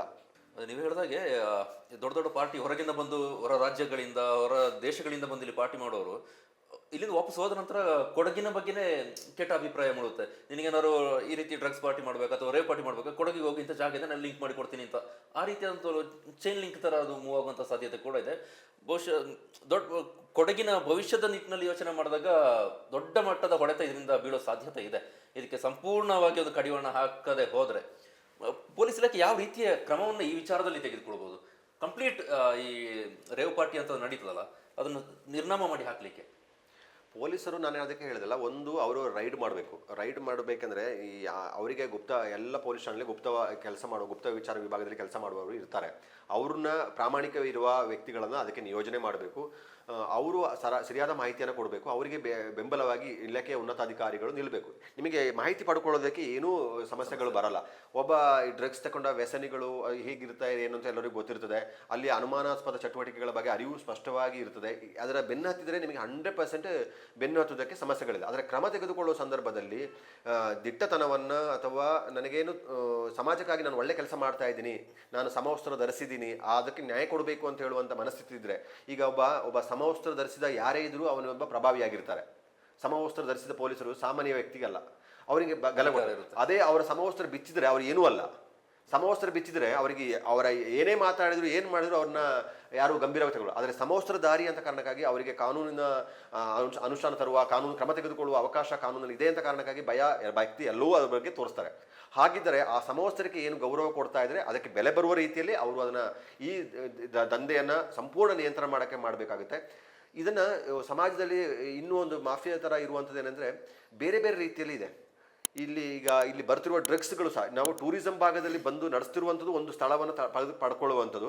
ಅದಕ್ಕೆ ಹೇಳಿದ್ದು ನಿಯಂತ್ರಿತ ಪ್ರವಾಸೋದ್ಯಮ ನಡೀಲೇಬೇಕು, ಅದರ ಬಗ್ಗೆ ಬಿಗಿ ಕ್ರಮ ತೆಗೆದುಕೊಳ್ಬೇಕು. ಇದರಲ್ಲಿ ಇನ್ನೂ ಇಷ್ಟು ವ್ಯಾಪಿಸ್ತಾ ಎಲ್ಲರೂ ಇದನ್ನು ಆವರಿಸ್ಕೊಂಡಾಗ ಅದನ್ನು ಸಪೋರ್ಟ್ ಮಾಡ್ತಾ ಹೋಗ್ತಾರೆ. ನಮಗೇನಾಗಬೇಕು ಅಂತ ಹೇಳೋ ಭಾವನೆಯಲ್ಲಿ ಇಡೀ ವ್ಯವಸ್ಥೆ ಹಾಳಾಗೋಗ್ತದೆ. ಅದಕ್ಕಾಗಿ ನಿಯಂತ್ರಿತ ಪ್ರವಾಸೋದ್ಯಮ ನಡೀಬೇಕು, ಅದನ್ನು ದಾಳಿ ನಡೆಸುವ ಕೆಲಸಗಳಾಗಬೇಕು. ಇನ್ನೊಂದು ಅಪಾಯಕಾರಿ ಇರ್ತದೆ, ಈ ಸ್ಥಳೀಯ ಉದ್ಯೋಗಿಗಳಿಲ್ಲದೆ ಎಲ್ಲರೂ ಹೊರಗಿನವರೇ ಉದ್ಯೋಗಿಗಳಿದ್ದಾಗ ಹೊರಗೆ ವಿಚಾರೇ ಬರೋದಿಲ್ಲ. ನಿಮಗೆ ಒಂದು ರೆಸಾರ್ಟಲ್ಲಿ ಇಡೀ ಪೂರಾ ಮಾಲೀಕರು ಹೊರಗಿನವರು ಇರ್ತಾರೆ, ಇಲ್ಲಿಯ ಉದ್ಯೋಗಿಗಳು ಹೊರಗಿರ್ತಾರೆ, ಒಳಗೆ ಏನು ನಡೀತಿದೆ ಅಂತ ಒಂದು ಗೊತ್ತೇ ಆಗೋದಿಲ್ಲ. ಸ್ಥಳೀಯವಾಗಿ ಈಗ ನಾನು ಹೇಳೋದು, ಈಗ ರೇವ್ ಪಾರ್ಟಿ ಇರುತ್ತೆ, ಒಂದು ಇಷ್ಟೇ ದೊಡ್ಡ ರೆಸಾರ್ಟ್ ಇರ್ತದೆ, ಅದರಲ್ಲಿ ಒಂದು ಇಷ್ಟು ಬ್ಲಾಕನ್ನು ರೇವ್ ಪಾರ್ಟಿಗೆ ಅಂತ ಇಟ್ಕೊಂಡ್ರೆ ಅಲ್ಲಿ ಯಾರೂ ಸ್ಥಳೀಯರನ್ನು ಬಳಸದೆ ಹೊರಗಿನ ಉದ್ಯೋಗಿಗಳನ್ನ ಪೂರ್ಣ ಪ್ರಮಾಣದಲ್ಲಿ ತೊಡಗಿಸ್ಕೊಂಡ್ರೆ ಏನು ನಡೀತಿದೆ ಅಂತ ಹೇಗೆ ಗೊತ್ತಾಗೋದಿಲ್ಲ. ಇಲ್ಲಿ ಅವನಿಗೇನು ಸಂಪರ್ಕ ಇರೋಲ್ಲ, ಅವನು ಯಾರು ಇಲ್ಲಿಗೆ ಹೇಳೋದು ಇಲ್ಲ, ಅವರ ಲೀಕೇ ಆಗೋದಿಲ್ಲ, ಅವರೆಲ್ಲ ಕೃತ್ಯಗಳು ನಡೆಸ್ಕೊಂಡು ಹೋಗ್ತಾರೆ. ಆದರೆ ಏನಾಗುತ್ತೆ, ಇಲ್ಲಿ ಅವರು ಬರುವ ರೆಸಾರ್ಟಿಗೂ ಅಥವಾ ಹೋಮ್ ಸ್ಟೇಗೂ ಪ್ರವಾಸಿಗರು ಹೆಚ್ಚಾಗ್ತಾರೆ, ಅಲ್ಲ ಗ್ರಾಹಕರು ಹೆಚ್ಚಾಗ್ತಾರೆ. ಆದರೆ ಈ ಊರಿನ ಹೆಸರೇನು ಹಾಳಾಗ್ತದೆ. ಮುಂದೆ ಇದು ವ್ಯಾಪಿಸಿದಾಗ ಅಲ್ಲಿ ನಡೆಸ್ತಾ ಇರುವ ಮುಕ್ತ ವಾತಾವರಣ ಅಂತ ಹೇಳಿ ಇಡೀ ವ್ಯಾಪ್ತಿನೇ ಇವರು ಇಡೀ ದೊಡ್ಡ ಸರ್ಕಲ್ ಆಗಿ ಎಲ್ಲೂ ಬೇಕಾದ್ರೆ ಏನು ಬೇಕಾದ್ರೂ ಮಾಡ್ಬೋದು ಅಂತ ಹೇಳುವಂಥ ಭಾವನೆಗಳಲ್ಲಿ ಅದು ಮುಳುಗಿ ಹೋಗುವಂಥ ಇದಾಗುತ್ತೆ. ಇಲ್ಲಿ ಬರ್ತಿರೋದು ಅದರೊಂದಿಗೆ ಹೈಡ್ರೋಲಿಕ್ ಡ್ರಗ್ಸ್ಗಳು ಸಹ ಬರೋಕ್ಕೆ ಸ್ಟಾರ್ಟ್ ಆಗಿದೆ. ಬ್ಯಾಂಕಾಕ್ಗಳಿಂದ ಕಾಸರಗೋಡಿಗೆ ಅಥವಾ ಕೇರಳ ರಾಜ್ಯಗಳಿಗೆ ಬಂದು ಅಲ್ಲಿಂದ ಬೇರೆ ಬೇರೆ ಪ್ರದೇಶಗಳಿಗೆ ಸಪ್ಲೈ ಆಗುವಂಥದ್ದಿದೆ. ಅದರೊಂದಿಗೆ ಪೋಸ್ಟಲ್ಗಳ ಮೂಲಕ ಸಹ ಇದನ್ನು ಮಾದಕ ವಸ್ತುಗಳನ್ನು ಪೂರೈಕೆ ಕೊರಿಯರ್ ಮಾಡುವಂಥದ್ದು.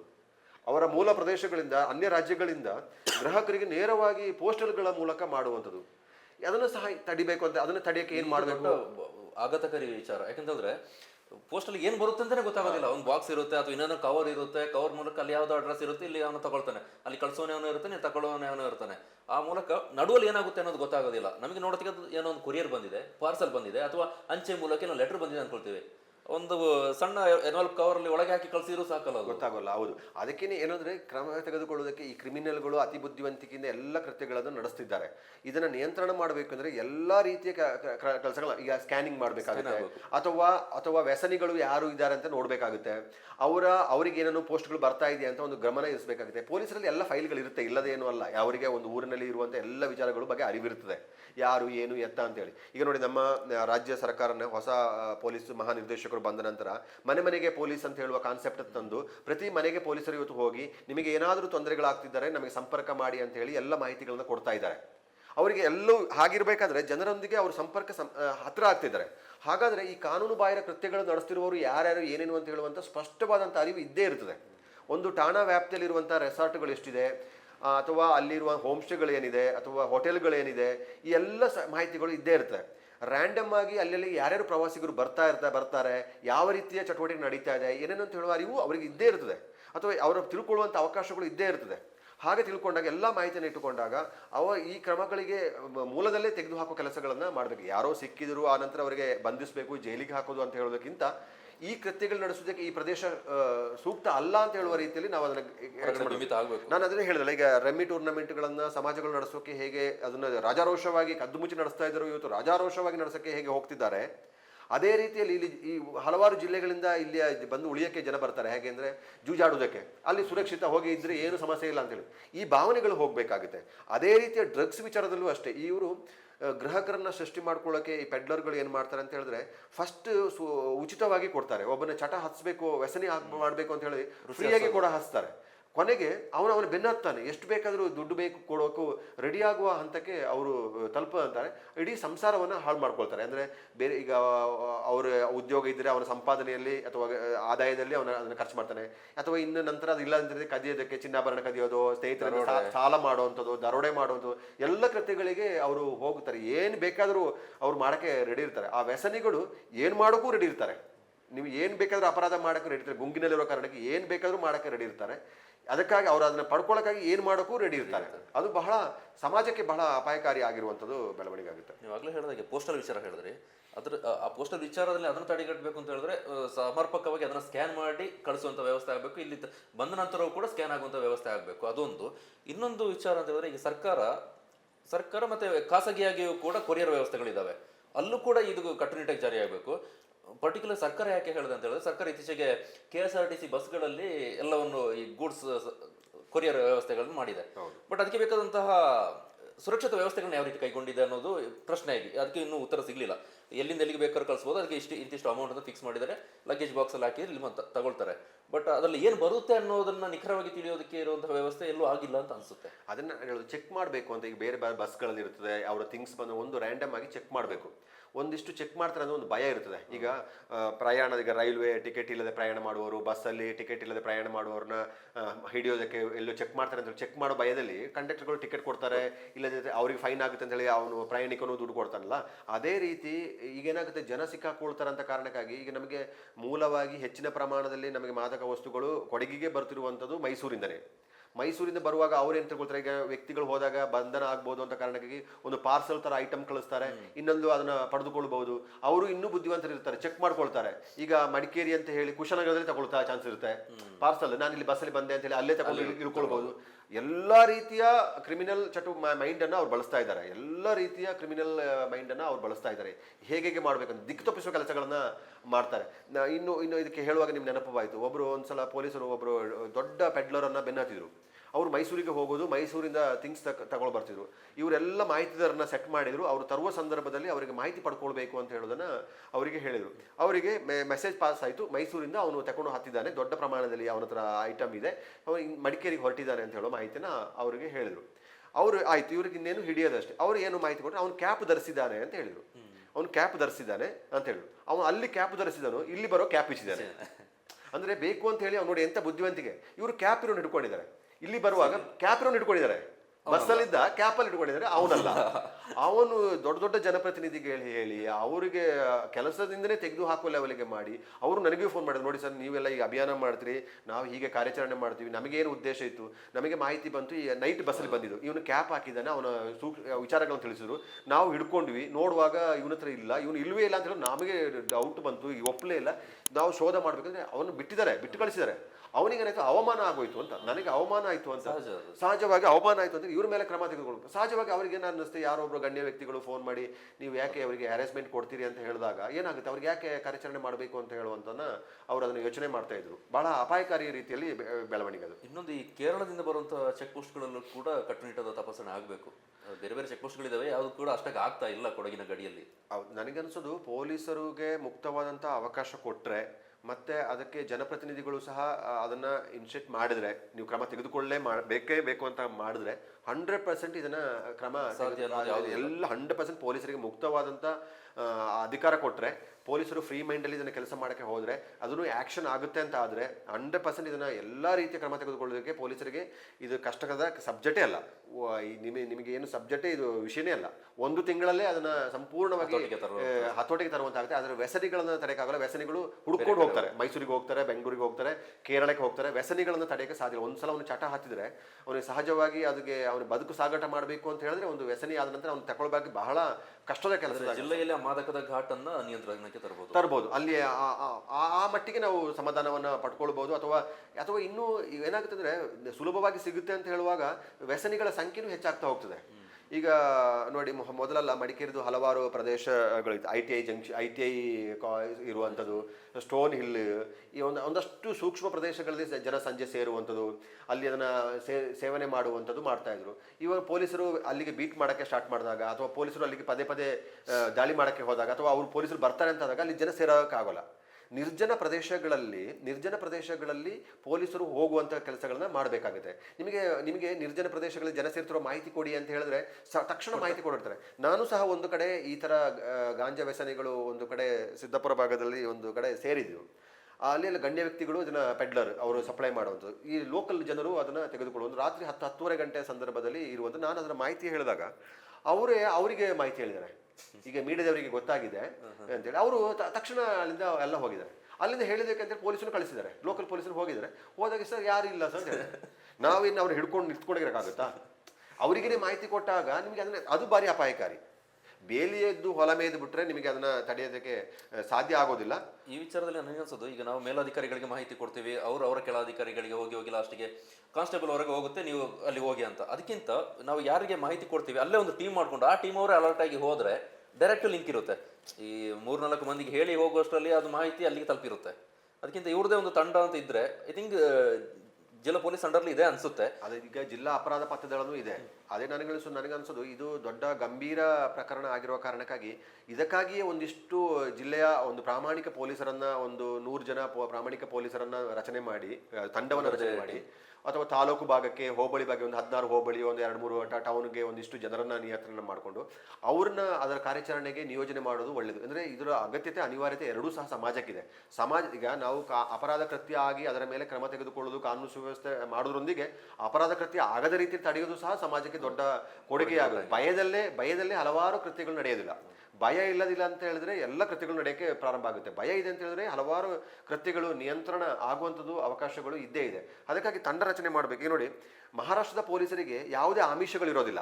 ಹಾಗಾಗಿ ಅವರು ಮುಕ್ತವಾಗಿ ಬಂದು ಮೈಸೂರು ಗಂಟ ತಲುಪಿ ಮೂಲದಿಂದ ತೆಗೆದುಕೊಂಡು ಹೋದ್ರು. ಅಲ್ಲಿ ಯಾವುದೇ ಆಮಿಷ ಇಲ್ಲ. ಅದೇ ರೀತಿ ಮುಕ್ತವಾದಂಥ ಕಾರ್ಯಾಚರಣೆ ಎಲ್ಲ ಕಡೆ ನಡೀಲಿ. ಮೈಸೂರು ಪೊಲೀಸರು ಕೊಡಗಿ ಬಂದು ದಾಳಿ ಮಾಡೋದು, ಕೊಡಗಿನ ಪೊಲೀಸರು ಹೋಗಿ ಹಾಸನದಲ್ಲಿ ದಾಳಿ ಮಾಡುವಂಥದ್ದು, ಮಂಡ್ಯದ ಪೊಲೀಸರು ಬಂದು ಮೈಸೂರಲ್ಲಿ ದಾಳಿ ಮಾಡೋದು, ಹೀಗೆ ಯಾರು ಬೇಕಾದ್ರೂ ಎಲ್ಲಿ ಬೇಕಾದ್ರೂ ಕಾರ್ಯಾಚರಣೆ ಮಾಡುವಂಥ ಮುಕ್ತ ವಾತಾವರಣದೊಳಗೆ ಅದು ನಡೀಬೇಕು. ಅದು ಬೆನ್ನು ಹತ್ತಬೇಕು ಸಹ. ಉದ್ದೇಶ ಒಂದೇ, ಸಮಾಜದ ಸ್ವಾಸ್ಥ್ಯ. ಆಗ ಏನಾಗುತ್ತೆ ಅಂದ್ರೆ ಇವರಿಗೆ ಅದನ್ನ ಪ್ಯಾಕ್ ಮಾಡೋಕ್ಕಾಗೋದಿಲ್ಲ ಅಂತ. ಈಗ ಕೊಡಗಿನಲ್ಲಿ ಕೃತ್ಯ ನಡೆಸುವ ಕೊಡಗಿನ ಪೊಲೀಸ್ ಆಫೀಸರ್ನೋ, ಕೊಡಗಿನವ್ರನ್ನ ಯಾರನ್ನೆಲ್ಲ ಈ ವ್ಯವಸ್ಥೆಯಲ್ಲಿ ನಿಯಂತ್ರಣ ಮಾಡಬೇಕು, ಅವರ ಆಮಿಷ ಕೊಟ್ಟು ಅವನ್ನ ಸರಿ ಮಾಡ್ಕೊಳ್ಬೇಕು ಮಾಡ್ಬೋದು. ಹಾಸನದವ್ರು ಬಂದು ದಿಢೀರ್ ದಾಳಿ ಮಾಡಿದ್ರೆ ಅವರಿಗೇನು ಆಮಿಷ ಇರೋದಿಲ್ಲ, ಅವರಿಗೇನು ಗೊತ್ತಿರೋದಿಲ್ಲ. ನೀವು ಈಗ ನೋಡಿ, ಟಾರ್ಗೆಟ್ ಮಾಡಿ. ಈಗ ನನಗೆ ಅನಿಸ್ತಾ ಇದೆ, ಈ ಗಾಂಜಾದವ್ರನ್ನ ಹಿಡಿಲೇಬೇಕು ಅಂತ ಹೇಳಿ ಹೋಗಿ ಬೆನ್ನಟ್ಟಿ ಹಿಡಿಯೋದಂತೆ. ಈ ವ್ಯಸನಿಗಳನ್ನಾದ್ರೂ 4 ಜನ ವ್ಯಸನಿಗಳನ್ನಾದ್ರೂ ಹಾಕೋದು, ನಮಗೆ ಟಾರ್ಗೆಟ್ ಹಾಕ್ಬಿಟ್ಟಿದಾರಪ್ಪ, ಇಲ್ಲ ನಮಗೆ ಬೈತಾರೆ, ನಿಮ್ಮಲ್ಲಿ ಏನು ಅರಿತಿಲ್ವಾ, ನಮಗೆ ಬೈತಿದ್ದಾರೆ ಅಂತ ಹೇಳಿ ನನಗೆ ಪೊಲೀಸರೇ ಹೇಳಿದ್ದಾರೆ. ವಿರಾಜಪೇಟೆಯಲ್ಲಿ ಒಂದು 2-3 ಪ್ರಕರಣ ಏನು ಬ್ಯಾಕ್ ಟು ಬ್ಯಾಕ್ ವಿರಾಜಪೇಟೆಯಲ್ಲಿ ಆಗ್ತಿದೆ ಅಂತ ಹೇಳುವಾಗ ಚೆಕ್ ಮಾಡೋಕೆ ಹೇಳ್ತಾರೆ, ಏನು ನಮಗೆ ಮೇಲಧಿಕಾರಿಗಳು ಬೈತಾ ಇದ್ದಾರೆ, ಏನು ಹಿಡಿತಿಲ್ಲ ಅಂತೇಳಿ ಅದಕ್ಕೆ ಹಿಡಿತಿದ್ವಿ ಅಂತ. ನೋಡಿ ಅವ್ರಿಗೆ ಹಿಡಿಬೇಕು ಅಂತ ಹೇಳಿ ಪಟ್ಟೋಗಿ ಹೆಂಗೆ ಹಿಡಿತಾರೆ. ಆಗ ವ್ಯಸನಿಗಳ ಬಗ್ಗೆ ಗೊತ್ತಿದೆ, ಪೆಡ್ಲರ್ಗಳ ಬಗ್ಗೆ ಗೊತ್ತಿದೆ, ಅರಿವಿದೆ, ಟಾರ್ಗೆಟ್ ಆದಾಗ ಪಟ್ಟನ್ನು ಹಿಡಿತಾರೆ. ಒಂದು ಮೆಸೇಜ್ ಪಾಸ್ ಆದಾಗ ಹಿಡಿಯೋದಕ್ಕಿಂತ ಇದು ನಿರಂತರವಾದ ಪ್ರಕ್ರಿಯೆ ಆಗಬೇಕಾಗಿದೆ, ನಿರಂತರವಾದಂತಹ ಪ್ರಕ್ರಿಯೆ ಆಗಬೇಕಾಗಿದೆ. ಇದು ಇವತ್ತಿಗೆ ಮಾಡಿ ನಾಳೆಗೆ ಮುಗಿಸುವಂಥ ಪ್ರಕರಣ ಸಹ ಅಲ್ಲ. ಇನ್ನೂ ಒಂದು ನಾವು ಇದರಲ್ಲಿ ಹೆಚ್ಚು ಗಮನಿಸಬೇಕಾದಂತೂ ಸಹ ಒಂದು ಗಮನ ಅಂದರೆ ವಿದ್ಯಾರ್ಥಿಗಳನ್ನ ಟಾರ್ಗೆಟ್ ಮಾಡಿಕೊಂಡು ಈ ದಂಧೆಯಲ್ಲಿ ಬಳಸ್ತಿರುವಂಥದ್ದು. ಶಾಲಾ ಕಾಲೇಜು, ಮುಖ್ಯವಾಗಿ ಕಾಲೇಜುಗಳ ಆಸುಪಾಸಿನ ಸರೌಂಡಿಂಗ್ ಅಲ್ಲಿ ಈ ಚಟುವಟಿಕೆಗಳು ಮಕ್ಕಳುಗಳನ್ನ ವ್ಯಸನಿಗಳನ್ನಾಗಿ ಮಾಡ್ತಿರುವಂಥದ್ದು. ಯಾಕೆಂದ್ರೆ ಅದರಲ್ಲಿ ಕೆಲವರು ಹೇಳ್ತಿದ್ದಾರೆ ಧರ್ಮದ ವಿಚಾರವನ್ನು ಸಹ ಇದರೊಳಗೆ ಬೆರೆಸ್ತಾ ಇದ್ದಾರೆ. ನನಗೆ ಈ ಧರ್ಮದ ವಿಚಾರ ಇದೆಯಾ ಇಲ್ಲವಾ ಸೂಕ್ಷ್ಮವಾಗಿ ಗೊತ್ತಿಲ್ಲ. ಸಮಾಜವನ್ನು ಹಾಳು ಮಾಡಬೇಕು ಅಂತ ಹೇಳುವ ಉದ್ದೇಶದಿಂದ ಕೆಲವು ಧರ್ಮದವರು ಇದನ್ನ ಮಾಡ್ತಿದ್ದಾರೆ ಅಂತ ಹೇಳುವಂತ ಇರುತ್ತೆ. ಅದಕ್ಕೆ ಕಾರಣವು ಕೆಲವು ಪೆಡ್ಲರ್ಗಳು ಒಂದೇ ಸಮುದಾಯದವರು ಇರುವ ಕಾರಣಕ್ಕಾಗಿ ಅವರು ಇದೇ ಉದ್ದೇಶಕ್ಕಾಗಿ ಮಾಡ್ತಿದ್ದಾರೆ ಅಂತ ಹೇಳುವಂಥ ಅನುಮಾನಗಳು ಸಹ ವ್ಯಕ್ತವಾಗುವಂಥದ್ದಿದೆ. ವಿದೇಶದಿಂದ ಬರುವಂಥ ವಿದ್ಯಾರ್ಥಿಗಳು, ನೈಜೀರಿಯಾ ಅಥವಾ ದಕ್ಷಿಣ ಆಫ್ರಿಕಾದ ವಿದ್ಯಾರ್ಥಿಗಳು, ಬೇರೆ ಬೇರೆ ವಿದ್ಯಾರ್ಥಿಗಳು ಸಹ ಬೆಂಗಳೂರು ಮಟ್ಟದಲ್ಲೇ ನೋಡಿ ದೊಡ್ಡ ದೊಡ್ಡ ಕಾಲೇಜುಗಳಲ್ಲಿರುವ ವ್ಯಾಸಂಗ ಮಾಡ್ತಿರುವ ವಿದ್ಯಾರ್ಥಿಗಳು ಸಹ ಈ ದಂಧೆಯಲ್ಲಿ ಅವರೇ ಪೆಡ್ಲರ್ಗಳಾಗಿ ಅವರು ಸಹ ಇದರಲ್ಲಿ ಬಳಕೆ ಆಗ್ತಿರೋದನ್ನು ನಾವು ಗಮನಿಸುವಂಥದ್ದಿದೆ. ವಿದ್ಯಾರ್ಥಿಗಳಿಗೆ ಸಣ್ಣ ಮಟ್ಟದ ಆಮಿಷಗಳನ್ನ ಫ್ರೀಯಾಗಿ ಫಸ್ಟ್ ಅವರಿಗೆ ಕೊಟ್ಟು ಅವರು ಅದನ್ನ ಬಳಸುವಂಥದ್ದು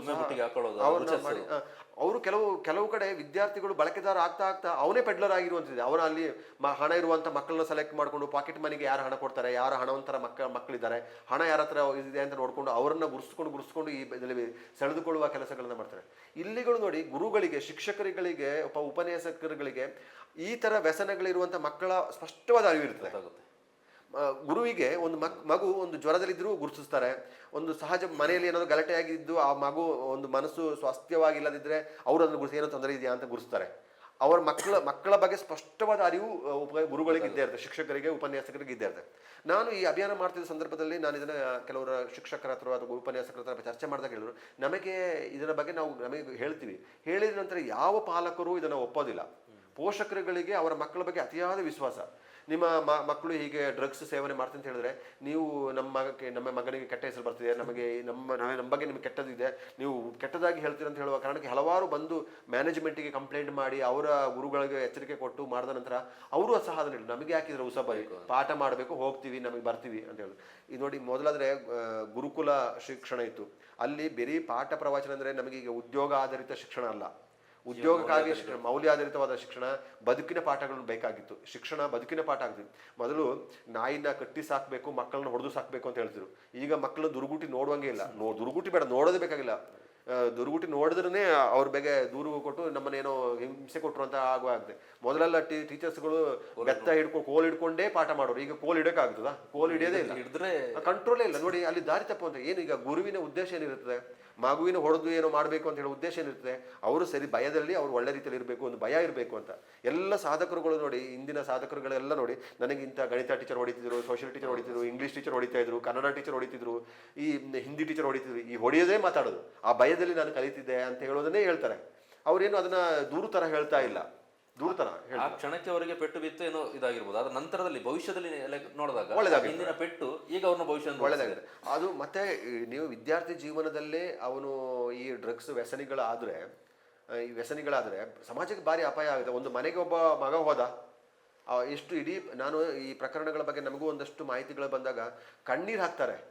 ಪಾಪ ಕಣ್ಣೀರು ಹಾಕ್ತಾರೆ. ಒಬ್ಬೊಬ್ಬರೇ ಮಕ್ಕಳಿರುವವರು, ಯಾವುದೋ ಒಂದು ವಿಧವೆ ಲೇಡಿ ಫೋನ್ ಮಾಡಿದೆ, ನಾನು ಗಂಡನ ಕಳ್ಕೊಂಡು ಇಡೀ ಬದುಕನ್ನು ಅವನಿಗಾಗಿ ನಾನು ದುಡಿತಾ ಇದ್ದೀನಿ, 28 ವರ್ಷ ಆಗಿದೆ, ಈಗ ಸಂಪೂರ್ಣ ವ್ಯಸನಿಯಾಗಿ ಹೋಗಿದ್ದಾನೆ, ರೂಮ್ ಒಳಗೆ ಸೇರ್ಕೊಳ್ತಾನೆ, ಅವನಿಗೆ ಹೊರಗೆ ಬರುವುದೇ ಈ ಡ್ರಗ್ಸ್ ಸಪ್ಲೈ ಬಂದಾಗ ಎಲ್ಲಿಗೂ ಹೋಗಲ್ಲ, ಬೈಕ್ ತಗೊಂಡು ಹೋಗ್ತಾನೆ, ಬರ್ತಾನೆ, ಮತ್ತೆ ರೂಮಿಗೆ ಸೇರ್ಕೊಳ್ತಾನೆ. ಅವನಿಗೆ ಹೇಗೆ ಮೆಸೇಜ್ ಬರುತ್ತೋ ಏನು ಗೊತ್ತಾಗೋದಿಲ್ಲ. ಮನೆ ಹತ್ರನೂ ಯಾರು ಬರಲ್ಲ, ಹೋಗ್ತಾನೆ, ಯಾರೊಟ್ಟಿಗೂ ಮಾತಾಡೋದಿಲ್ಲ, ನಮ್ಮೊಟ್ಟಿಗೂ ಮಾತಾಡೋದಿಲ್ಲ. ನನ್ನ ಇಡೀ ಬದುಕೇ ನರಕ ಆಗಿ ಹೋಯಿತು. ಪಾಪ ಒಂದು ತಾಯಿ ಯೋಚನೆ ಮಾಡಿ, ಗಂಡನ ಕಳೆದುಕೊಂಡ ತಾಯಿ ಇಡೀ ಮಗುನ ಬದುಕನ್ನು ರೂಪಿಸಬೇಕು ಅಂತ ಹೇಳಿ ಬಯಸ್ತಾ ಇದ್ರೆ ಏನಕ್ಕಾಗಿ ಬದುಕಬೇಕು? ಅವ್ರು ಎಷ್ಟು ನೋವು ಅನುಭವಿಸ್ತಿರ್ತಾರೆ ಅಂತ ಸಾಕಷ್ಟು ಜನ ನೋವು ಅನುಭವಿಸ್ತಿರ್ಬೋದು. ಈ ಡ್ರಗ್ಸ್ ವ್ಯಸನಿಗಳ ಕುಟುಂಬಸ್ಥರು ಇವತ್ತಿಗೂ ನೋವು ಅನುಭವಿಸ್ತಿರುವಂಥ ದೊಡ್ಡ ದೊಡ್ಡ ಪ್ರತಿಷ್ಠಿತರು ಇರ್ಬೋದು. ಬೇರೆ ಬೇರೆ ಜನ ಈ ವ್ಯಸನಿಗಳು ಯಾರಿಗೂ ಹೇಳ್ಕೊಳಕ್ಕಾಗೋದಿಲ್ಲ. ಯಾರಿಗೂ ಹೇಳೋಕ್ಕಾಗುತ್ತೆ? ಯಾರಿಗೂ ಹೇಳೋಕ್ಕಾಗೋದಿಲ್ಲ. ನೋವು ಅನುಭವಿಸ್ಬೇಕು, ಭವಿಷ್ಯ ಇಲ್ಲ, ನೋವು ಅನುಭವಿಸ್ಬೇಕು. ನಾವು ಯಾಕೆ ಬದುಕಬೇಕು ಅಂತ ಹೇಳೋದನ್ನ ಕಣ್ಣೀರಲ್ಲಿ ಬದುಕಿಸಾಕ್ತದೆ. ಅಂಥ ಪ್ರಕರಣಗಳನ್ನು ಗಮನಿಸ್ಕೊಂಡ್ರೆ, ನಿಮಗೆ ಅಂಥ ಪ್ರಕರಣಗಳನ್ನ ಒಂದಷ್ಟು ಪ್ರಕರಣ ಗಮನಿಸ್ಕೊಂಡ್ರೆ ಇದರ ವಿರುದ್ಧವಾಗಿ 100% ಕ್ರಮ ತೆಗೆದುಕೊಳ್ಳುವಂಥ ವ್ಯವಸ್ಥೆ ಆಗುತ್ತೆ.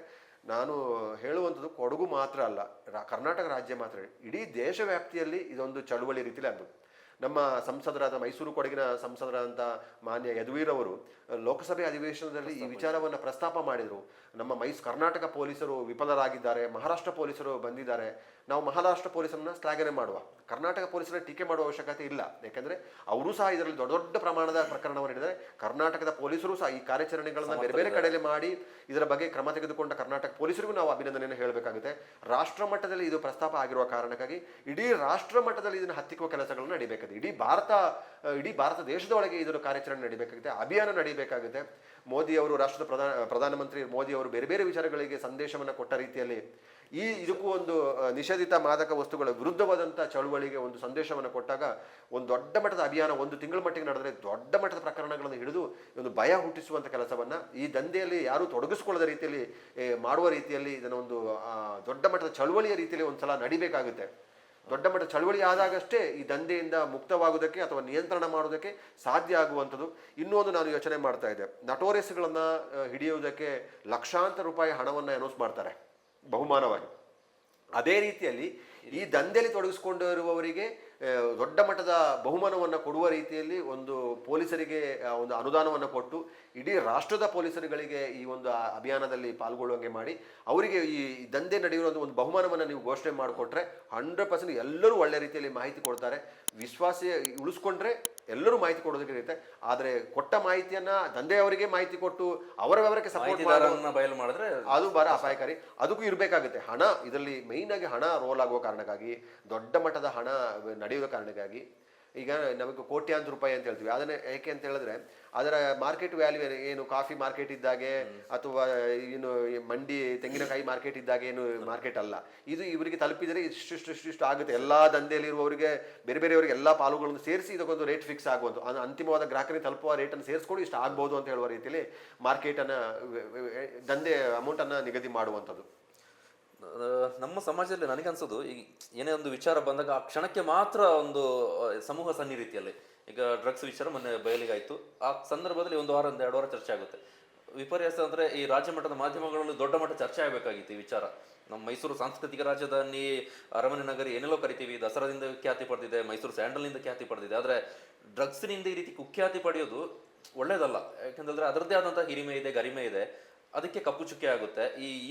ಈ ಸಂದರ್ಭದಲ್ಲಿ ಮಾತ್ರ ಅಲರ್ಟ್ ಆಗೋದು ಅಲ್ಲದೆ ಬೇರೆ ಸಂದರ್ಭದಲ್ಲೂ ಕೂಡ ಪೊಲೀಸ್ ಇಲಾಖೆ ಜೊತೆಗೆ ಬೇರೆ ಬೇರೆ ಇಲಾಖೆಗಳು ಕೈ ಜೋಡಿಸಿಕೊಂಡು ಈ ವಿಚಾರವನ್ನ ಗಂಭೀರವಾಗಿ ತೆಗೆದುಕೊಂಡು, ನೀವು ಹೇಳಿದಾಗೆ ಮಾಸ್ ಆಗಿ ನಿರಂತರವಾಗಿ ರೇಡ್ ಆಗ್ತಾ ಇದ್ರೆ ಭಯ ಹುಟ್ಟುತ್ತೆ. ಭಯ ಇದ್ದಲ್ಲಿ ಈ ರೀತಿಯಾದಂತಹ ಚಟುವಟಿಕೆಗಳು ಆಗೋದಿಲ್ಲ.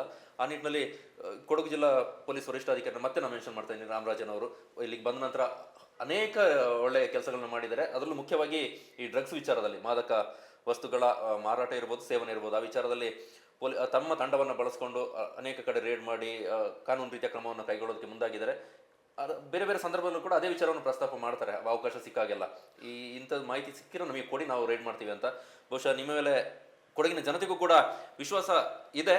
ಮುಂದೆಯೂ ಕೂಡ ಇದೇ ರೀತಿಯಾದಂಥ ನಿರಂತರ ಚಟುವಟಿಕೆಗಳನ್ನು ಮಾಡ್ತಾ ಹೋಗಿ, ಜೊತೆಗೆ ರೇಡ್ಗಳು ಆಗ್ತಾ ಇದ್ರೆ ನಿಮ್ಮ ಭಯ ಇರುತ್ತೆ, ಜೊತೆಗೆ ನಮ್ಮ ಕೊಡಗು ಸ್ವಚ್ಛಂದವಾಗಿರುತ್ತೆ. ಈ ಕಳಂಕದಿಂದ ಮುಕ್ತವಾಗಿ ನಮ್ಮ ಕೊಡಗು ಅಂದರೆ ಏನಿರುತ್ತೆ ಮೂಲ ಕೊಡಗು, ಆ ಕೊಡಗಾಗಿ ಉಳಿಯೋದ ನಿಟ್ಟಿನಲ್ಲಿ ಪೊಲೀಸ್ ಇಲಾಖೆ, ರಾಮರಾಜನ್ ಅವರ ತಂಡ, ಜೊತೆಗೆ ಕೊಡಗಿನ ಹಿತವನ್ನು ಬಯಸುವ ಎಲ್ಲ ನಾಗರಿಕರು ಇಲಾಖೆ ಜೊತೆಗೆ ಸಹಕಾರವನ್ನು ಕೊಡ್ತಾ ಜಿಲ್ಲೆಯ ಏಳಿಗೆಗಾಗಿ ಕೈ ಜೋಡಿಸಿ ಅಂತ ಹೇಳಿದ್ರೆ ಇವತ್ತಿನ ಎಪಿಸೋಡ್ನ ಮುಗಿಸೋಣ. ಹಲವು ಆಯಾಮದಲ್ಲಿ ನಾವು ಚರ್ಚೆ ಮಾಡಿದ್ವಿ.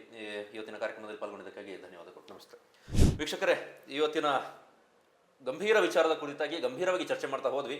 ಅನೇಕ ಆಯಾಮಗಳು ನಿಮಗೆ ಗೊತ್ತಾಗಿರ್ಬೋದು. ನಿಮ್ಮ ಆಸುಪಾಸಿನಲ್ಲೂ ಕೂಡ ಇಂಥ ಚಟುವಟಿಕೆಗಳು ಇದ್ದವರು ಇದ್ದರೆ ಪೊಲೀಸರಿಗೆ ಮಾಹಿತಿ ಕೊಡಿ ಅಂತ ಹೇಳ್ತಾ ಈ ಎಪಿಸೋಡ್ನ ಮುಗಿಸ್ತೇನೆ. ನಮ್ಮ ಕೂರ್ಗ್ ಬಸ್ ಚಾನಲ್ನ ಫಸ್ಟ್ ಟೈಮ್ ನೋಡ್ತಾ ಇದ್ದರೆ ಸಬ್ಸ್ಕ್ರೈಬ್ ಮಾಡ್ಕೊಳ್ಳಿ. ಈ ವಿಚಾರವಾಗಿ ನಿಮ್ಮದೇನಾದರೂ ಅನಿಸಿಕೆ ಅಭಿಪ್ರಾಯಗಳಿದ್ದರೆ ಕಮೆಂಟ್ ಮೂಲಕ ತಿಳಿಸಿ, ಅಥವಾ ಮೆಸೇಜ್ ಮೂಲಕ ಕೂಡ ನಮಗೆ ತಿಳಿಸ್ಬೋದು. ಕಮೆಂಟ್ ಮಾಡೋದಕ್ಕೆ ಹಿಂಜರಿಕೆ ಇದ್ದರೆ ಇನ್ಸ್ಟಾಗ್ರಾಮ್, ಫೇಸ್ಬುಕ್ನಲ್ಲಿ ಮೆಸೇಜ್ ಮೂಲಕವೂ ಕೂಡ ನಮಗೆ ತಿಳಿಸಿ. ಜೊತೆಗೆ ಇನ್ಸ್ಟಾಗ್ರಾಮ್ನಲ್ಲಿ ಫಾಲೋ ಮಾಡ್ಕೊಳ್ಳಿ, ಫೇಸ್ಬುಕ್ನಲ್ಲೂ ಕೂಡ ಇದ್ದೇವೆ, ಅಲ್ಲೂ ಕೂಡ ನಮ್ಮನ್ನ ಫಾಲೋ, ಸಬ್ಸ್ಕ್ರೈಬ್ ಮಾಡಿಕೊಂಡು ಕಂಟೆಂಟ್ ಇಷ್ಟ ಆದರೆ 4 ಜನಕ್ಕೆ ಹಂಚಿ. ಒಳ್ಳೆ ವಿಚಾರ 4 ಜನಕ್ಕೆ ತಿಳಿಲಿ ಅಂತ ಹೇಳ್ತಾ ಮುಂದಿನ ವಾರ ಮತ್ತೊಂದು ವಿಷಯದ ಬಗ್ಗೆ ಚರ್ಚೆಯಲ್ಲಿ ಹಾಜರಾಗ್ತೇವೆ. ಅಲ್ಲಿವರೆಗೂ ಎಲ್ಲರೂ ಕ್ಷೇಮವಾಗಿರಿ, ಮತ್ತೆ ಸಿಗೋಣ.